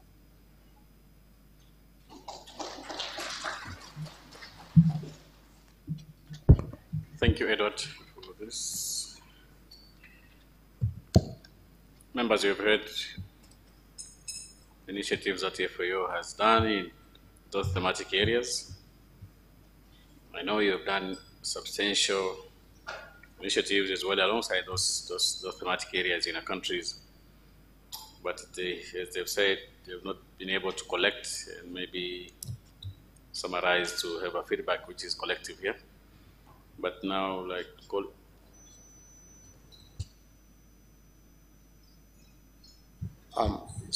sorry, Chair, for intervening. As a part of this session, also to really recognize again, Chair, the presence of African Forest Forum, the current CEO and the one leaving the office, they're both here. We had planned to have a guest presentation to accompany this discussion together, where I mentioned earlier that the African Forest Forum was, before we started our session yesterday, they have been here some days before. They had done a prior event to discuss issues around the result-based payment on RED, and also with the sharing of a lot of experience in Africa. And from that event, they have some conclusion recommendations which we would like them to share with us in this meeting as well as a chair. So maybe with your agreement, but now we are a little bit behind coffee break. I don't know how we can organize chair, but I would have liked that also being presented, and then we can have one single discussion, if you allow that. Yeah, thank you. Yes, we have heard now from the first 5 issues, and now to make it complete, we have a guest who is going to talk about result-based finance. And it has been requested now, I think you agree with me, that we take this presentation, that will be going to be a very short talk, and then we'll discuss collectively, and then we close this agenda. So I'd like to, if you agree with me, remember you support that? I know it's a bit hectic since morning here, we've been here, not going out for break, but allow me to just have this short presentation, then we'll break. So if you are in agreement, allow me to call upon Mr. Bob Kazungu, who is a UN RED coordinator for Uganda, and our special guest to make this short presentation on result-based finance, social inclusion, and benefit sharing mechanism in African countries, and we have an experience on RED processes. Mr. Kazungu, please take over. Thank you very much, Chair, and all protocol observed. My name is Bob Kazungu. I'm the National RED Plus focal point for Uganda. And I want to thank the organizers of this event for inviting us to bring in some flavor from the RED Plus side into this event. Like the chairperson just mentioned, we've been here as RED Plus focal points for some selected countries in Africa last week, on the 27th and 29th. And we've had a number of things we discussed. So this morning, my task is to share some key messages from what transpired in that engagement.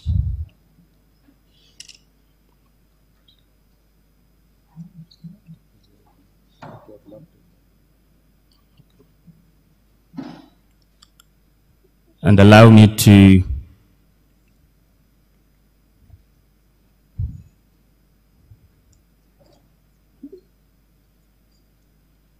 okay, so you can see that slide is quite a powerful slide. So I think this is very sensitive. We just have to okay, all right. So the team that you see there is the team that was here on the 27th and 28th of last week. And we're here talking about results-based finance and issues to do with social inclusion and benefit sharing for RED Plus in Africa.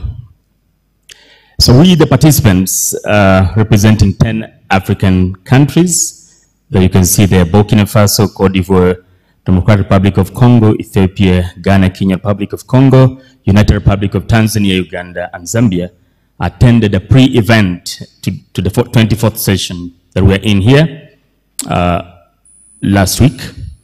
And that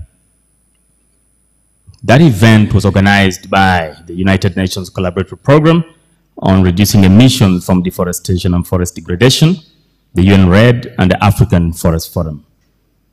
And I mentioned that it took place on those dates that we've kept referring to.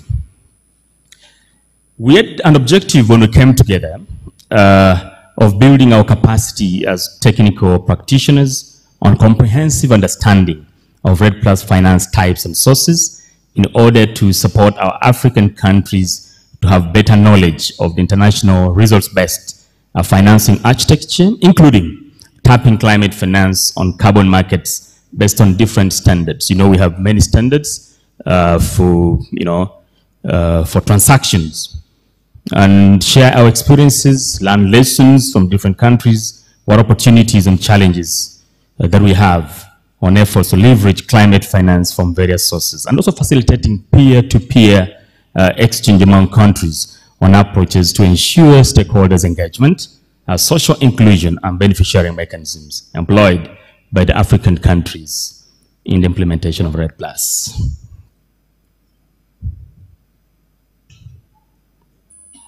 In terms of the key messages, it is actually against this context, therefore, that we appreciated the role played by the UN REDD program and the AFF in providing the optimal platform to learn from international experiences and best practices of accessing REDD+ finance, including market and non-market. I hope that I'm speaking to people who have some understanding on this, but also highlight the important challenges that African countries are facing in accessing REDD+ finance, including REDD+ results-based finance, and the need for ensuring social inclusion. This is very powerful for this continent, and robust benefit sharing mechanisms for a successful implementation of REDD+ in Africa.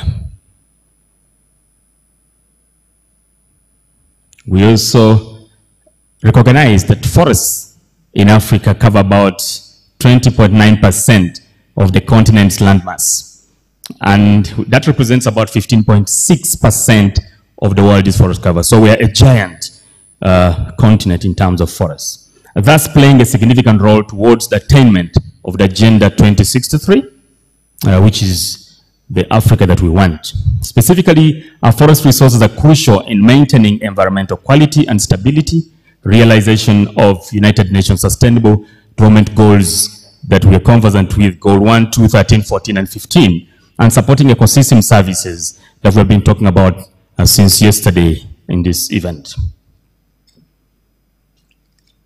Allow me to mention that during the 2 days that we met, we also acknowledged that African countries are experiencing multiple challenges related to management of their forests. And I want to be very frank with you that these challenges are not different from the challenges that we had yesterday. So it's just a demonstration that what we found that is actually what's happening on the continent of Africa. And we also noted that as per 2019-2020 financial flows, the land use sector received only 2.5% of the total estimates of $658 billion as compared to other sectors. This you can pick it up from the CPI, the Climate Policy Initiative data, which is the global landscape for climate financing report of 2021. We also noted that between 2008 and 2022, the African countries have received less REDD+ financing as compared to other regions. That's quite important for this commission to take note of. We also noted that the projected financial flows to nature-based solutions, because this financing is towards some categorization of users, but for nature-based solutions, it's expected that, or we need to actually triple that financing by 2030 to about $420 billion and quadruple it to $600 billion by 2050 if we are to meet our commitments to address biodiversity loss and climate change. And there was a statistic to this effect as well in the presentation that our executive secretary just made a couple of minutes ago.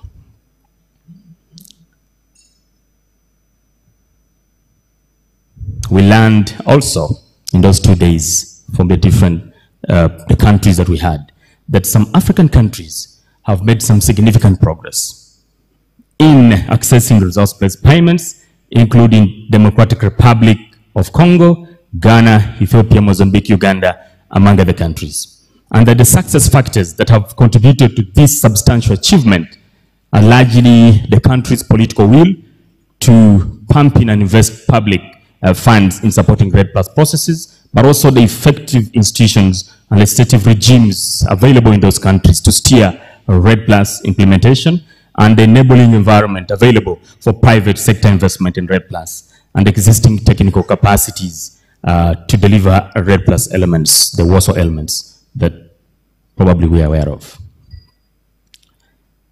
Indeed, to mention also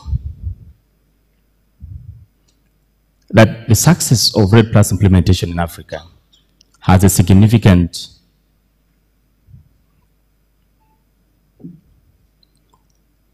potential to contribute to nature-based solutions in climate change mitigation and adaptation co-benefits in line with the Paris Agreement against the Articles 5.2, 6.2, 6.4, and Article 6.8. But there are various initiatives also of climate finance that we need to tap into as the African continent.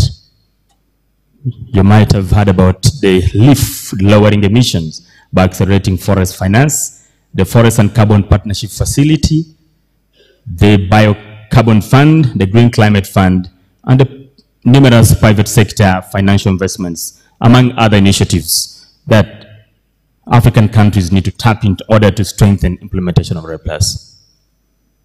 But not forgetting the voluntary carbon markets.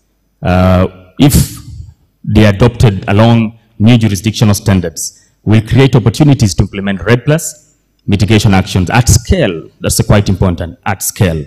Extending beyond individual projects to support comprehensive reporting aligned with the updated national determined contributions. We have NDCs for many of these countries.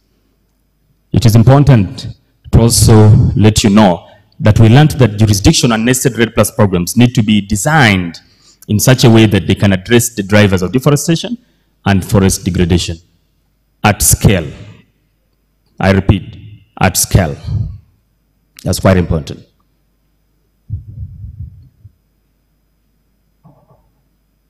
We also learned that Africa has a very rich cultural diversity. We listened to some conversations yesterday, and we noticed that indeed it is true. We have a very rich cultural diversity that is translated into social structures and local knowledge that needs to be explored and utilized to inform RED+ policies to ensure bottom-up approach in decision-making. And that African countries actually have been employing different benefit-sharing mechanisms in the implementation of RED+ across different landscapes that require to be anchored within the law to accelerate implementation of RED+. This is quite important. And that African countries are experiencing challenges, even when we've delivered a number of things. But the challenges, particularly to address social inclusion, include elite capture, low technical capacity, inadequate level of awareness, cultural religious beliefs, insecurity of different forms, taking advantage of marginalized and disadvantaged groups, discrepancies between national legal frameworks and social safeguard instruments, and prolonged times to engage various stakeholders. In terms of benefit sharing, we in Africa are also facing a number of challenges that include also the elites capturing some of these processes, but the brokerage that you're seeing right now in the continent, the lack of clarity on land use and tenure rights, political interferences, low technical capacity on benefit sharing allocations, but also the long time it takes to negotiate, especially when we have those different and varying land tenure forms that we have in different parts of this continent.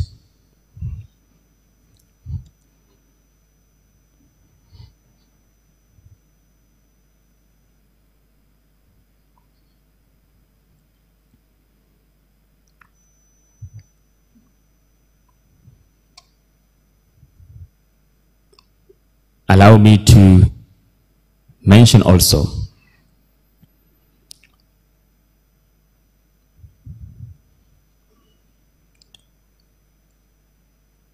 that much as we have learned all those things, we have actually realized that there are many more opportunities that are coming.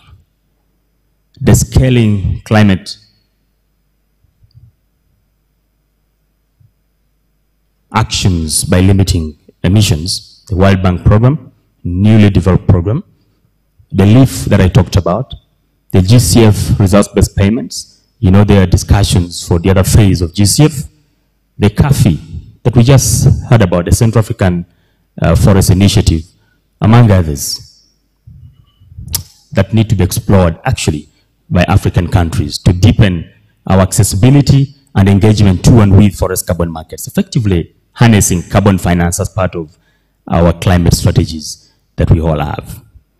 And we have also realized actually, and this is quite important, that a comprehensive knowledge on REDD+ with a holistic understanding of its international finance through upfront financing and market mechanisms, results-based in this case, plays a very critical role in facilitating well-informed decision planning and decision-making processes, enabling the African region to diversify its funding sources to catalyze climate mitigation in the forest sector. Those are very strong statements that I'm trying to emphasize here, but I hope I'm very clear. We have also realized actually that African countries have submitted quite ambitious nationally determined contributions, and the commitments are also ambitious to meet our mitigation and adaptation targets. And when you look at our REDD+ strategy and action plans in these countries, they have a great potential to deliver a significant portion of these targets. And so there is a critical need for increased financing for REDD+ alongside the development and expansion of forest carbon markets to ensure Africa's long-term sustainability of climate mitigation efforts in the forest sector. We have also realized, and quite vividly, that Africa should actively pursue private finance. The potential is huge, especially from the voluntary carbon market opportunities to complement government actions and existing government policies, laws, and regulations. It's quite important. But there are different approaches for stakeholder engagement that we also realize, which are very crucial to ensure social inclusion, but also minimize and eradicate social exclusivity in order to fast-track implementation of REDD+.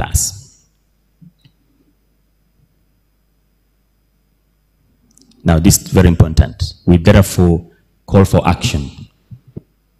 From first, I look this side. If there is any director on this side, I'm sorry, but let me look this way. From the forest directors and heads of forest institutions and stakeholders, we're saying that you need to look into fulfilling within our forestry mandates to ensure that finances are allocated to advance REDD+ processes in the country. You are the decision planners and decision makers. We need you to support to strengthen local, indigenous, and traditional governance systems, because that's quite critical for REDD+ implementation, in advancing the approaches on stakeholder engagement to ensure social inclusion, benefit sharing, and overall effective implementation of REDD+. But also, we need you to help leverage public and private investments towards nature-based solutions. And you're quite critical in strengthening our institutions' capacities, the respective countries where you are heading these forest institutions at all different levels to support implementation of REDD+ in the different landscapes that we have in your countries. And lastly, we pray that you can facilitate the implementation of social inclusivity and benefit sharing across sectors. You have a great role to play, but also across scales and across supply chains. And this translated into an integrated regulatory framework to ensure that indigenous people, these are quite critical for those countries, indigenous people, and local communities, including vulnerable groups, have informed access to the various benefits and advantages of REDD+. Now, also to the African Forestry and Wildlife Commission to echo the needs, and I look here, to echo the needs of the African REDD+ stakeholders, to the international communities, and follow up to the following. Mobilize financing, and this I think has come through even from the conversations yesterday and part of this morning. Mobilize financing and ensure distribution towards African countries which are lagging behind in the REDD+ implementation to bring them on par with other REDD+ leading countries and address the deforestation challenges at global level. But also to the Commission that you advocate for upfront financing to raise African countries' ambitions in their updated NDCs through the on-ground investments, but also in order to deliver the much sought after high integrity carbon credits. Africa has high integrity carbon credits by all means. Support mobilization of the necessary capital to facilitate African countries in transitioning from readiness phase to implementation and also results-based payment phase through leveraging forest carbon finance in the region. Those three phases of RED Plus implementation are very critical for you to fully be able to participate in the results-based payments phase. Support Africa's regional capacity building initiatives, and I think this was mentioned vividly, tailored to each country's needs and level of progress to enable them to overcome the obstacles that prevent the region, Africa region, from accessing RED Plus finance, including both upfront and results-based finance. Now, for us, as the countries that met last week, we are so grateful to the African Forest Foundation to mobilize us and bring us together under UN RED. But as my incoming chief of the AFF mentioned, maybe you may not know what the AFF is all about. The Africa Forest Foundation is an organization of individuals with a commitment to the sustainable management, wise use, and conservation of Africa's forests and tree resources for the socio-economic well-being of its peoples and for the stability and improvement of its environment, with a vision to be the leading forum that unites all stakeholders in African forestry, and a membership of close to 2,967 members drawn from 83 countries, 51 of which are from the African continent. And you can see on the right there, that map that shows the distribution of membership to the African Forest Forum. It would be unfair if I don't talk about the UN RED. The UN RED is a United Nations collaborative program on reducing emissions from deforestation and forest degradation in developing countries, and is the UN knowledge and advisory platform on the forest solutions to climate crisis. And its goal is to help realize forest solutions to the climate emergency by avoiding carbon emissions and fostering carbon sequestration. I want to thank you very much for listening to me. Asante sana. Asante sana. Thank you. We have given him enough time to make a very extensive presentation, maybe to reduce questions. But Kazungu, we thank you very much. Now you can take your seat just here. So we take now comments from the floor. And yeah, members, it's now your time for comments. You first heard about initiatives by FAO on the 5 issues, and then we have this very last presentation, which is also part of the implementation. Thanks to AFF for this kind of innovative approach. Now, first comment from Republic of Congo, DRC. Yes. I think you need to pick up your gadgets. Bien. Merci beaucoup, Monsieur le Président. D'abord, je viens de prendre la parole et je remercie la Tanzanie d'avoir organisé ces assises qui sont très importantes pour les pays de l'Afrique. Et aussi, je remercie sincèrement notre orateur de tout de suite de parler du processus RED, qui a été un processus que beaucoup de pays et la plupart des pays africains ont connu des problèmes pour démarrer. Et depuis 2008, l'RDC a commencé en 2009, et même jusqu'à aujourd'hui, il y a toujours des difficultés. Mais la présentation ici va aider beaucoup de pays à s'embarquer dans ce processus parce que c'est un processus très important pour nos forêts. Et non seulement pour lutter contre les changements climatiques, mais pour améliorer aussi les conditions de vie de nos populations et même de l'économie de nos pays.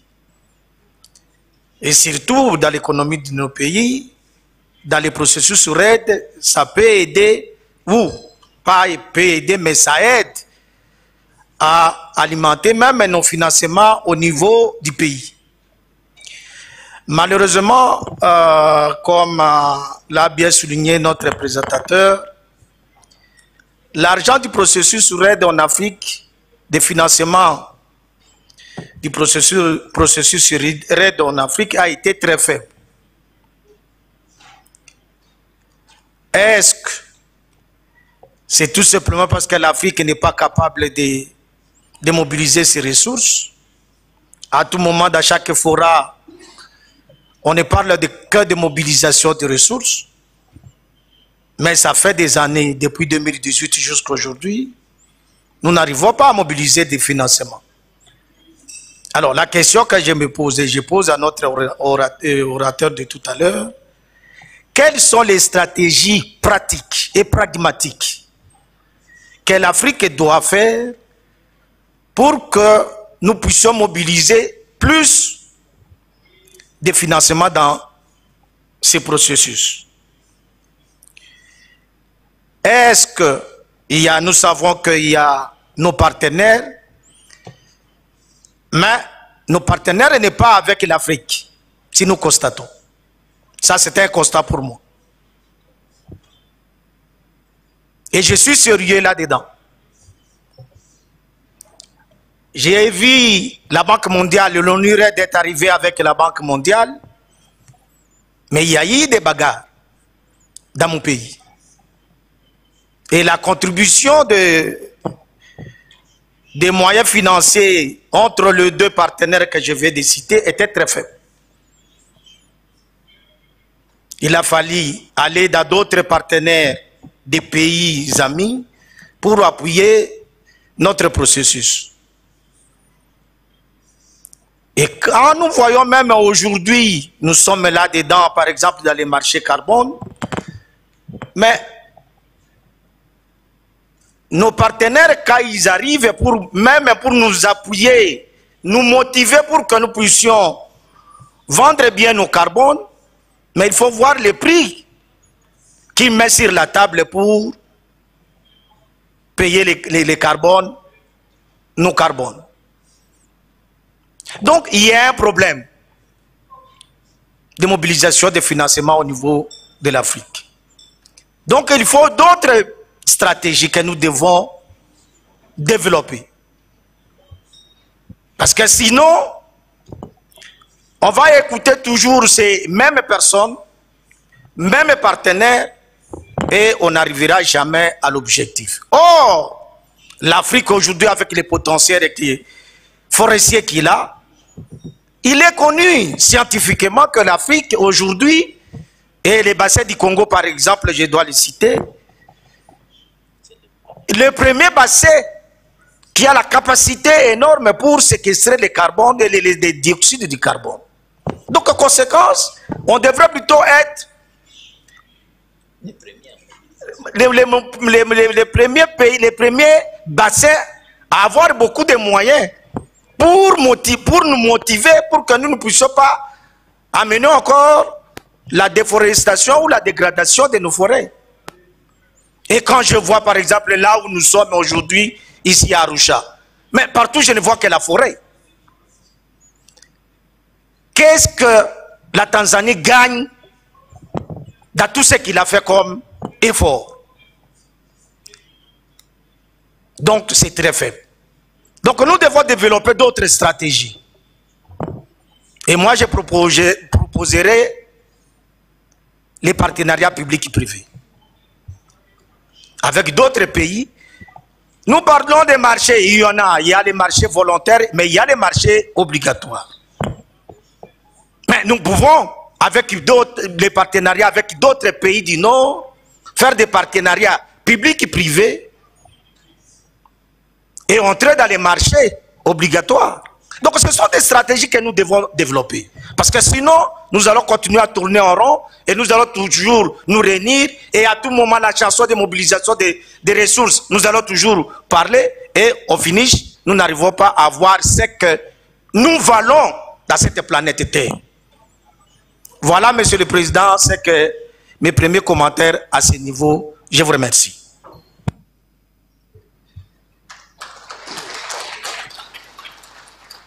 Thank you, thank you.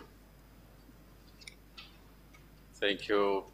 Congo, we received 2, yes, from Mali, then Madagascar.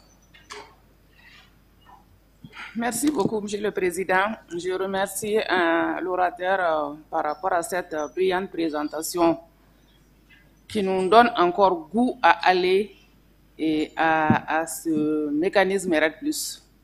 Moi, je partage beaucoup de commentaires de mon prédécesseur de la RD Congo.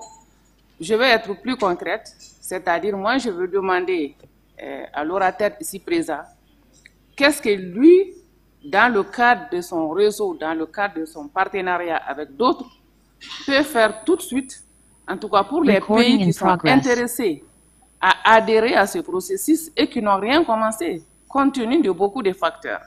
Moi, c'est vraiment la question. Le pays comme le Mali, par exemple, qui aimerait adhérer à ça, qu'est-ce qu'il peut faire tout de suite pour nous et pour les autres pays comme le Mali? C'est ça vraiment ma question. Merci. Thank you. Kazungu is taking note on this. Madagascar. Merci beaucoup de m'avoir donné la parole. Mon intervention ne concerne plus le RED, mais la restauration. Madagascar s'est engagé à restaurer 4 millions d'hectares, mais depuis une vingtaine de projets, de programmes s'y attellent à atteindre cet objectif. La difficulté se pose dans le fait que différentes approches et différents outils ont été utilisés par ces différents projets. Et nous sollicitons la Commission de nous appuyer dans le sens que nous pouvons avoir des outils standards utilisés par tous les projets et les programmes qui travaillent dans ce sens. Par exemple, l'outil d'utilisation, d'aménagement de paysages, des forêts, des terres dégradées. Aussi, nous sollicitons la Commission de nous appuyer dans la mise en place de plateformes de dialogue entre multisectoriels, surtout des secteurs conflictuels avec la forêt, les forêts mines, forêts foncières et forêts agriculture. Merci beaucoup.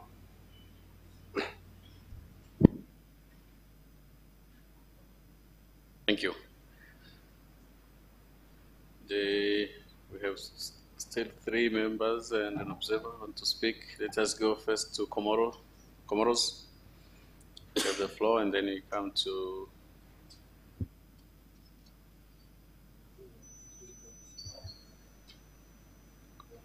use your mic. Je n'ai pas une question, mais seulement de soutenir les propos de la présidence de la Commission. Avant tout cela, je remercie le pays organisateur de cette grande conférence et remercier le bon Dieu de m'avoir parvenir ici et remercier encore la FAO. Comme je l'ai dit, que je n'ai pas une question à vous à donner ou bien avancer, mais c'est de soutenir les idées avancées et de pouvoir vous dire que les avancées par rapport à la FAO dans nos pays. Donc, sur ce, par rapport à l'action que vous venez de dire sur la restauration, mon pays, les Comores, vient d'avoir cette opportunité cette année-ci, il y a à peine 9 mois, puisque la question de la restauration, ça se fait, mais il n'y avait pas un plan d'action. Mais à partir de la FAO, l'intervention de la FAO, via le gouvernement comorien, que je vais tenir à saluer Madame Soalandi qui est avec nous ici. Elle fait partie des responsables de la forêt sous-régionale basée à Accra. Cette responsable nous a soutenus techniquement. Et cette dernière, elle était la responsable technique de ce petit projet. Donc je vais dire par là que, bien de soutenir Monsieur le Président, que le Comores a bénéficié le plan d'action national pour la restauration cette année-ci. Et c'est un plan qui vient d'être validé. Il y a à peine un mois qui vient d'être validé.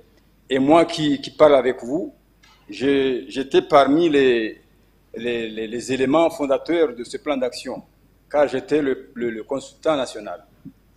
Donc, sur ce plan, ou bien sur le plan d'action national, nous avons visé un objectif spécial.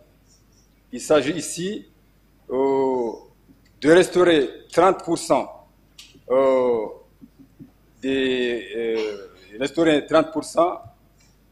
des espèces dégradées. Et dans ce plan d'action, il y a eu 4 objectifs spécifiques, plus 30 activités à réaliser. Donc maintenant, qu'est-ce qui nous reste? Bon, ça, ce n'est pas une question, mais ça, c'est l'évolution de ce plan d'action. Ce qui nous reste maintenant, c'est la mise en place d'un plan d'investissement par rapport à ce plan d'action, puisque le plan d'action est là, est déjà validé, mais maintenant, il manque un plan d'investissement que la FAO, bien sûr, va nous accorder ou bien va nous situer sur ce plan. Ça, c'est dans le cadre de la restauration. Le président de la Commission, il a soutenu encore, ou bien il a parlé en ce qui concerne le GMV, c'est-à-dire la Grande Muraille Verte, que le Comore a bénéficié encore. Mais ce plan, jusqu'alors, n'est pas validé. C'est fait, mais ce n'est pas validé. Mais avec les initiatives de la SADC, que le Comore est membre encore, ce plan est déjà fait, mais maintenant, ça nous reste d'être validé.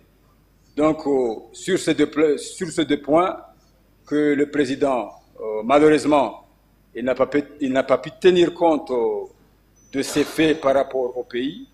Donc, ça m'a donné l'intention de vous donner ces grands effets par rapport à la FAO. Merci beaucoup.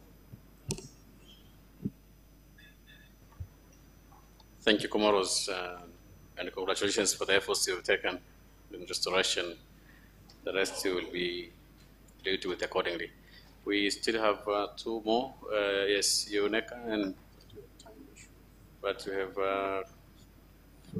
time which is very constrained. Thank you. 1 minute and then 1 minute aside. Thank you, Chair. I'll try to be as brief as possible. First, to thank the presenters, the Secretary of the Commission, and Kazungu for the very good presentation.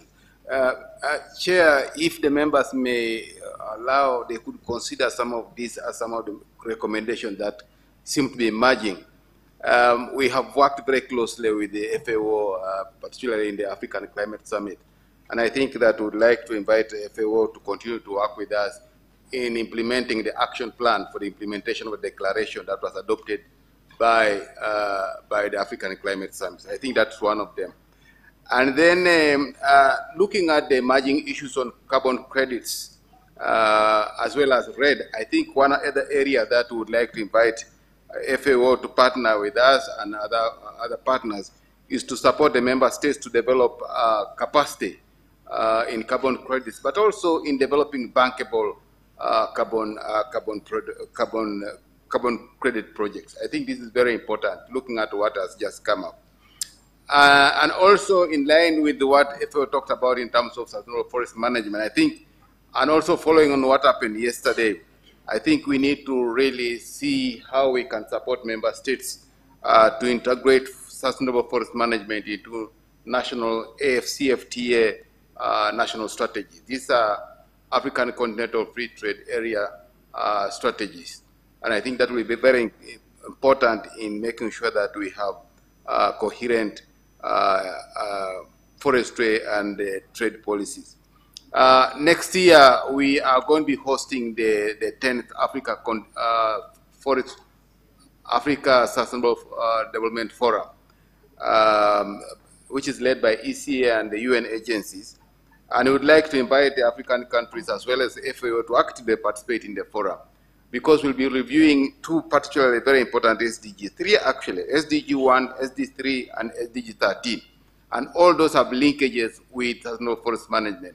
And their active participation of FAO as well as the member states will be critical. I thank you. Thank you for your readiness and for being there to support FAO and the rest of the member states. Last one from Somalia, and then we get feedback, a response from Kazungu, and we close the matter.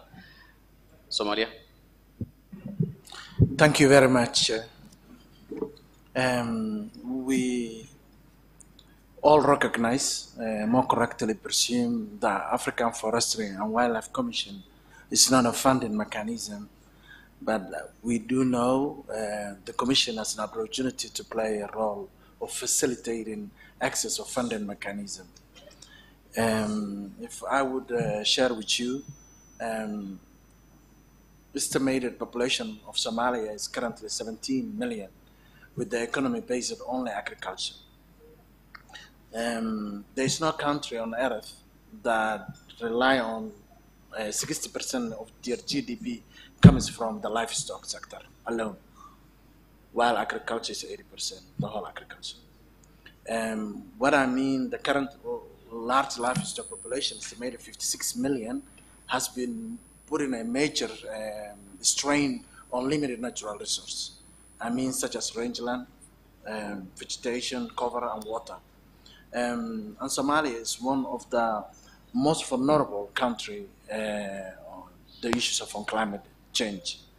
So, to whom much is given is much required. We know where we're from after 30 years, and our majority of the, or simply said, 70% of our population livelihood rely on still one sector alone, and this is a very critical. What I would like to say, we need to work with each other to bring changes we would like to see. I know FAO, we are very indebted as a nation, their support all the years, and the country is committed to halt and reverse the loss of forest cover, rangeland degradation, biodiversity loss through sustainable forests and rangeland management and promotion of sustainable use of terrestrial ecosystem. If this would have been included in protection, restoration, afforestation, and an issue of building resilience community, we really have to come up with creativity and innovation that the role of this valuable commission can play to bring changes, not only Somalia, but in our region. Thank you very much. Thank you very much. Now, Kazungu can take up the floor, and these 5 minutes just wind up. Most of the issues here came as comments, and also some short readiness to support us. Continue. Thank you very much. Indeed, most of them were comments, but maybe just to make a general comment about, the comments, that have been shared here, is that when you look at REDD+ implementation in its totality, can deliver most of these, things that you're talking about. For my brother from Somalia there, sustainable forest management. The plus on the REDD+ is about sustainable forest management and enhancing carbon stocks and things related to that. So REDD+ is extremely fundamental. There were some very important questions that we asked. One of them was, I think from Mali, that what can we do now, but not later?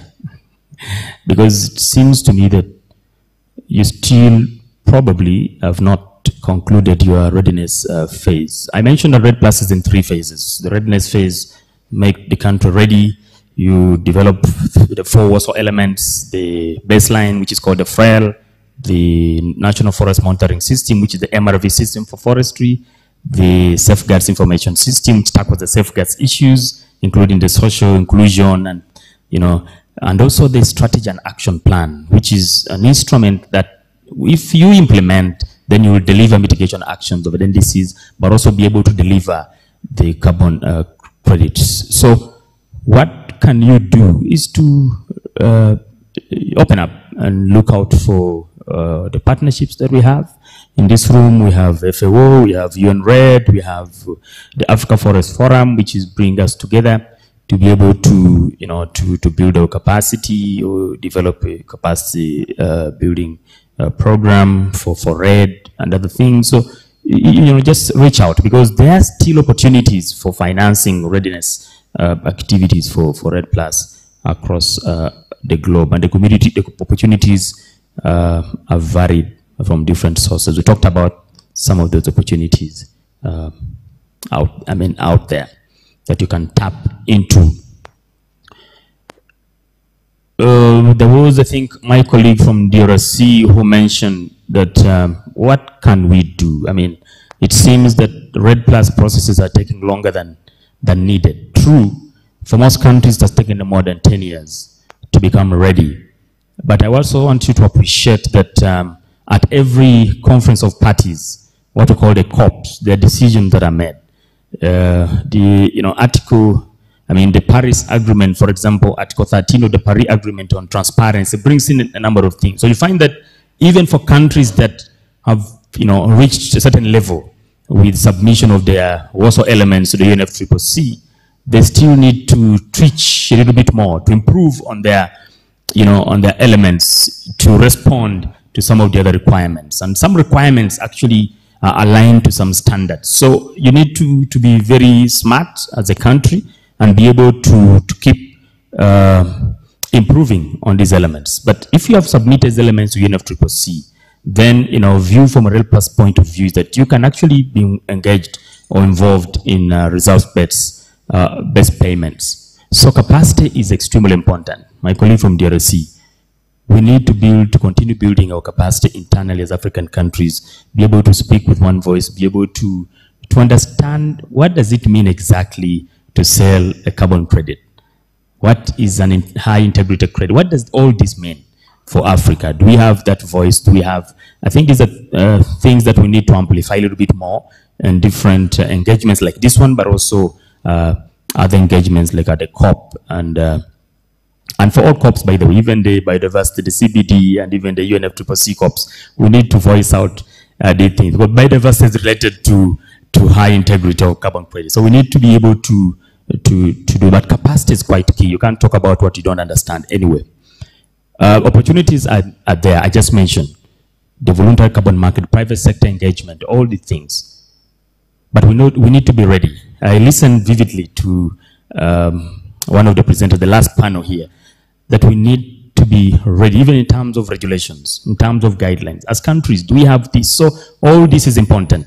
So we need to position ourselves in a manner that will enable us to attract more of this climate financing. Because, I mean, there is no investor who wants to come to a country that, it doesn't seem to be ready. Because you need to conclude certain things. You need to have guidelines, how a community is going to benefit, how are all the things going to happen. So we need to move this very quickly. But capacity to do that is still extremely important at this point in time. But very importantly, we need to have political will within our countries to move these things the way we ought to move them, in a very transparent and a manner that will deliver the much needed high integrated credits to benefit our communities. That's quite important. Thank you very much. Thank you. Thank you, Kazungu. Now, colleagues, we break for, in fact, it was supposed to be a break for lunch, but now, since you are trying to catch up with your time, let us break for coffee for 20 minutes. And then we resume the session. We receive one event, and then we break for lunch. So kindly take your time, 20 minutes, and return to the room. Asante sana. Thank you for your understanding.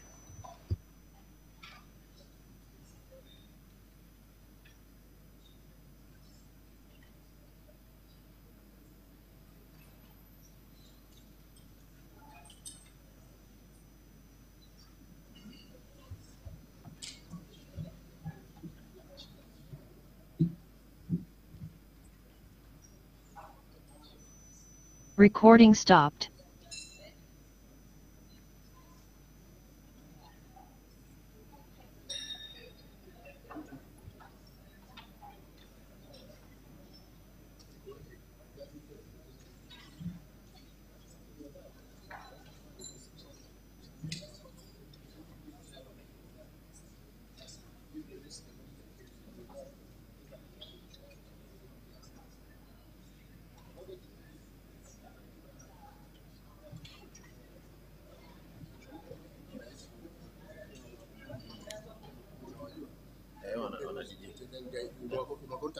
Leo tayari nimesha contact.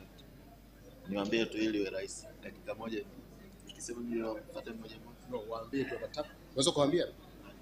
Waambie that 10 people I contacted. Hello colleagues, for those 10 people whom you met me at the back, let's go.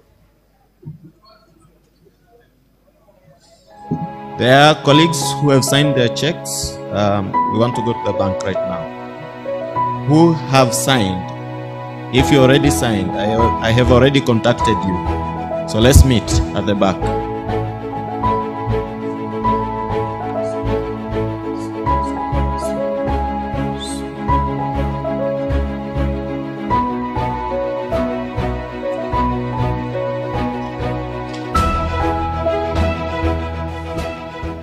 This project is very important, and it's important for FAO as well as for Tanzania.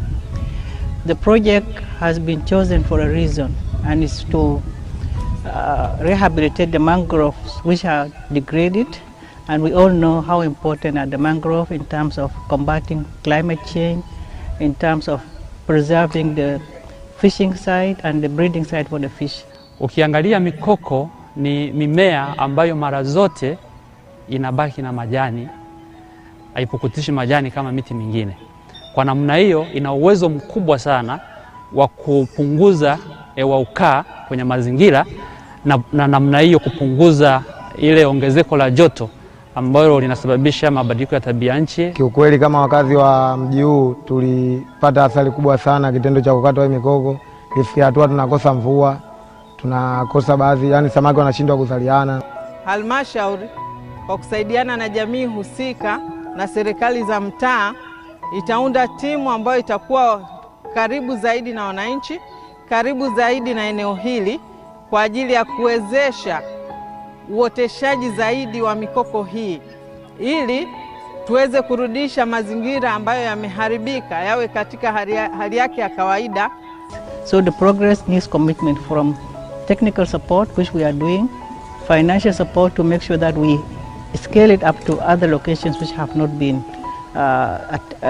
taken care of yet, and also commitment from the community to make sure that whatever we have planted, for it to be sustained, it needs to be protected. So it needs commitment from all of us. I see a lot of progress. I am very hopeful that it will succeed in the coming years. In 10 years to come, I'm sure this place will be forested if we all commit ourselves to address the challenges.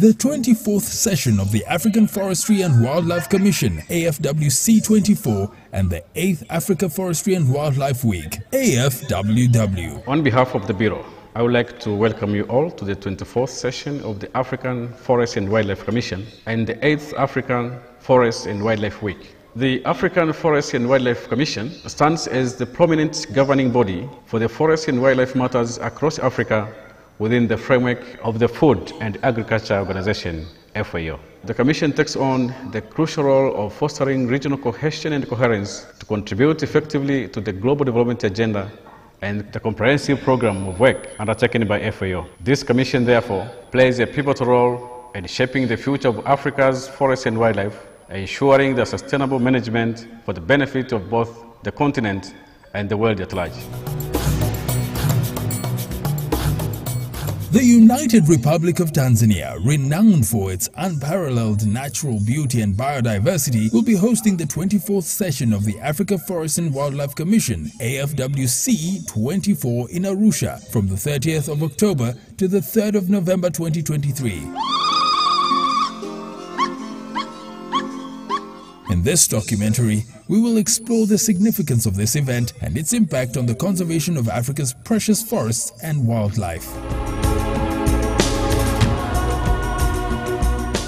The AFWC is a gathering of minds and hearts dedicated to preserving Africa's natural treasures. This commission brings together experts, policymakers, conservationists, and passionate individuals from around the world.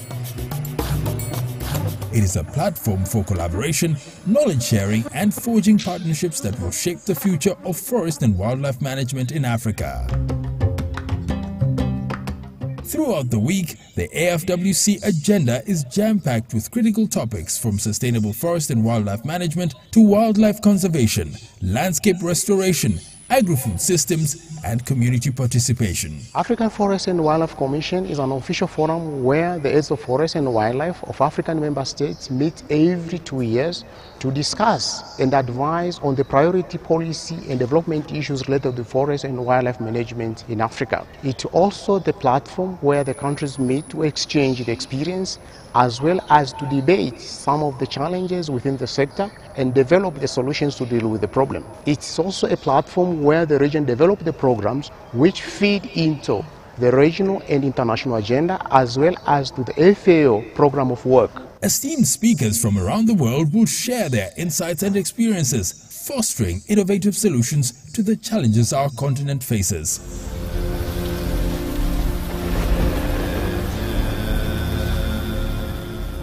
Cutting-edge technologies and groundbreaking research are at the forefront of this conference.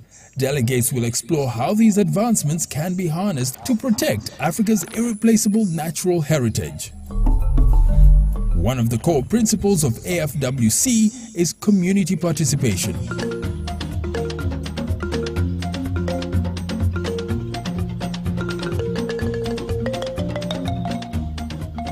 The theme for AFWC 24 is Sustainable Management of Africa's Forests and Wildlife Resources, boosting food security and resilience to climate change for improved livelihoods.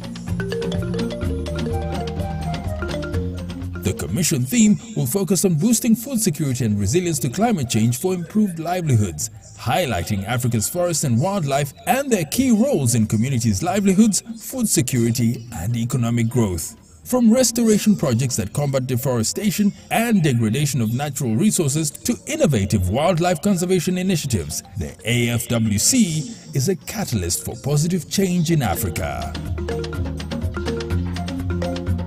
On behalf of the Ministry of Tourism and Natural Resources of the United Republic of Tanzania, we welcome all delegates and members of the 24th session of the Forest and Wildlife Management Commission. Tanzania is a wonderful country, it's a peaceful economy. We wish you well in your deliberations, discussions that will forge the future of Africa's management of wildlife and forest reserves. We understand while in Tanzania we'll get an opportunity also to visit our various destinations that are in Arusha, which is our northern circuit of tourism.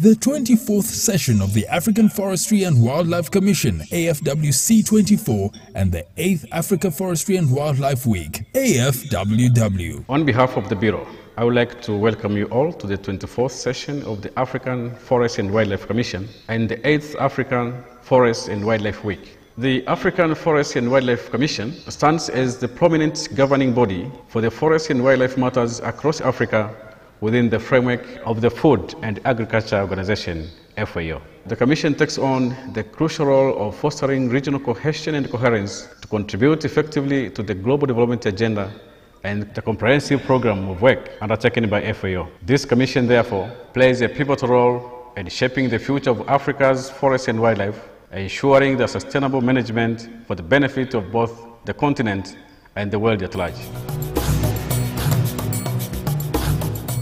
The United Republic of Tanzania, renowned for its unparalleled natural beauty and biodiversity, will be hosting the 24th session of the Africa Forest and Wildlife Commission, AFWC 24, in Arusha from the 30th of October to the 3rd of November 2023. In this documentary, we will explore the significance of this event and its impact on the conservation of Africa's precious forests and wildlife. The AFWC is a gathering of minds and hearts dedicated to preserving Africa's natural treasures. This commission brings together experts, policymakers, conservationists, and passionate individuals from around the world.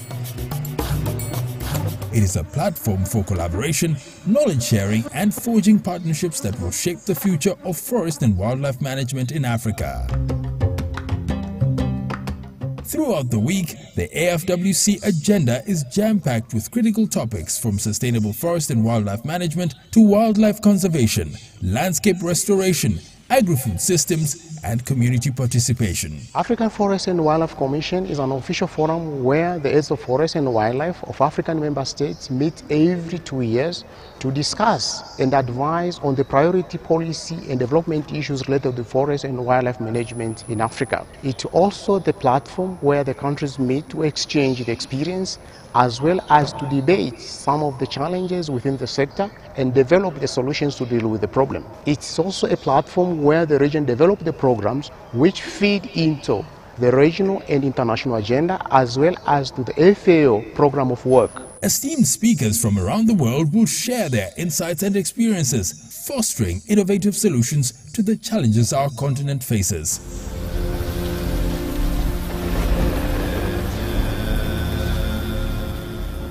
Cutting-edge technologies and groundbreaking research are at the forefront of this conference.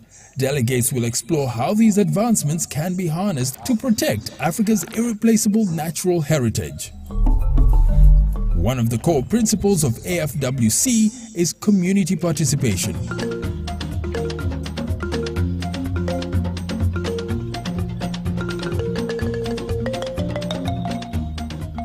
The theme for AFWC 24 is Sustainable Management of Africa's Forests and Wildlife Resources, boosting food security and resilience to climate change for improved livelihoods.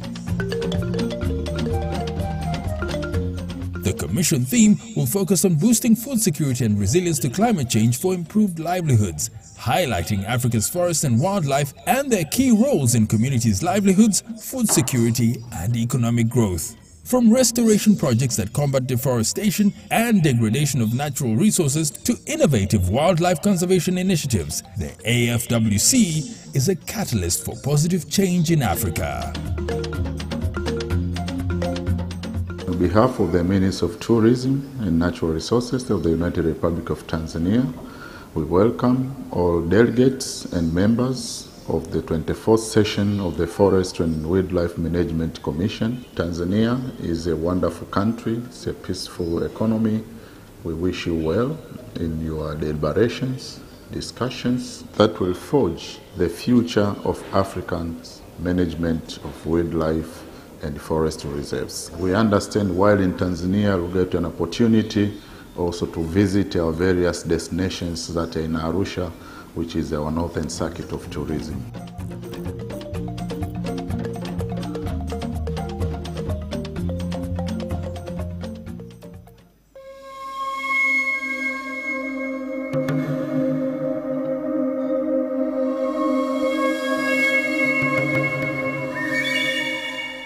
The 24th session of the African Forestry and Wildlife Commission, AFWC 24, and the 8th Africa Forestry and Wildlife Week, AFWW. On behalf of the Bureau, I would like to welcome you all to the 24th session of the African Forest and Wildlife Commission and the 8th African Forest and Wildlife Week. The African Forest and Wildlife Commission stands as the prominent governing body for the forest and wildlife matters across Africa within the framework of the Food and Agriculture Organization, FAO. The Commission takes on the crucial role of fostering regional cohesion and coherence to contribute effectively to the global development agenda and the comprehensive program of work undertaken by FAO. This Commission, therefore, plays a pivotal role in shaping the future of Africa's forests and wildlife, ensuring the sustainable management for the benefit of both the continent and the world at large. The United Republic of Tanzania, renowned for its unparalleled natural beauty and biodiversity, will be hosting the 24th session of the Africa Forest and Wildlife Commission, AFWC 24, in Arusha from the 30th of October to the 3rd of November 2023. In this documentary, we will explore the significance of this event and its impact on the conservation of Africa's precious forests and wildlife. The AFWC is a gathering of minds and hearts dedicated to preserving Africa's natural treasures. This commission brings together experts, policymakers, conservationists, and passionate individuals from around the world. It is a platform for collaboration, knowledge sharing, and forging partnerships that will shape the future of forest and wildlife management in Africa. Throughout the week, the AFWC agenda is jam-packed with critical topics from sustainable forest and wildlife management to wildlife conservation, landscape restoration, agri-food systems, and community participation. African Forest and Wildlife Commission is an official forum where the heads of forest and wildlife of African member states meet every 2 years to discuss and advise on the priority policy and development issues related to forest and wildlife management in Africa. It's also the platform where the countries meet to exchange the experience as well as to debate some of the challenges within the sector and develop the solutions to deal with the problem. It's also a platform where the region develop the programs which feed into the regional and international agenda as well as to the FAO program of work. Esteemed speakers from around the world will share their insights and experiences, fostering innovative solutions to the challenges our continent faces.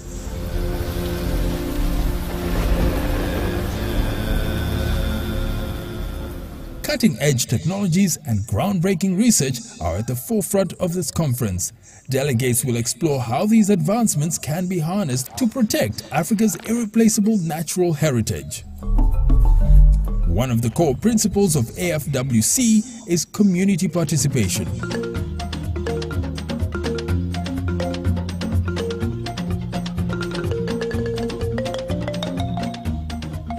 The theme for AFWC 24 is Sustainable Management of Africa's Forests and Wildlife Resources, boosting food security and resilience to climate change for improved livelihoods. The Commission theme will focus on boosting food security and resilience to climate change for improved livelihoods, highlighting Africa's forests and wildlife and their key roles in communities' livelihoods, food security, and economic growth. From restoration projects that combat deforestation and degradation of natural resources to innovative wildlife conservation initiatives, the AFWC is a catalyst for positive change in Africa.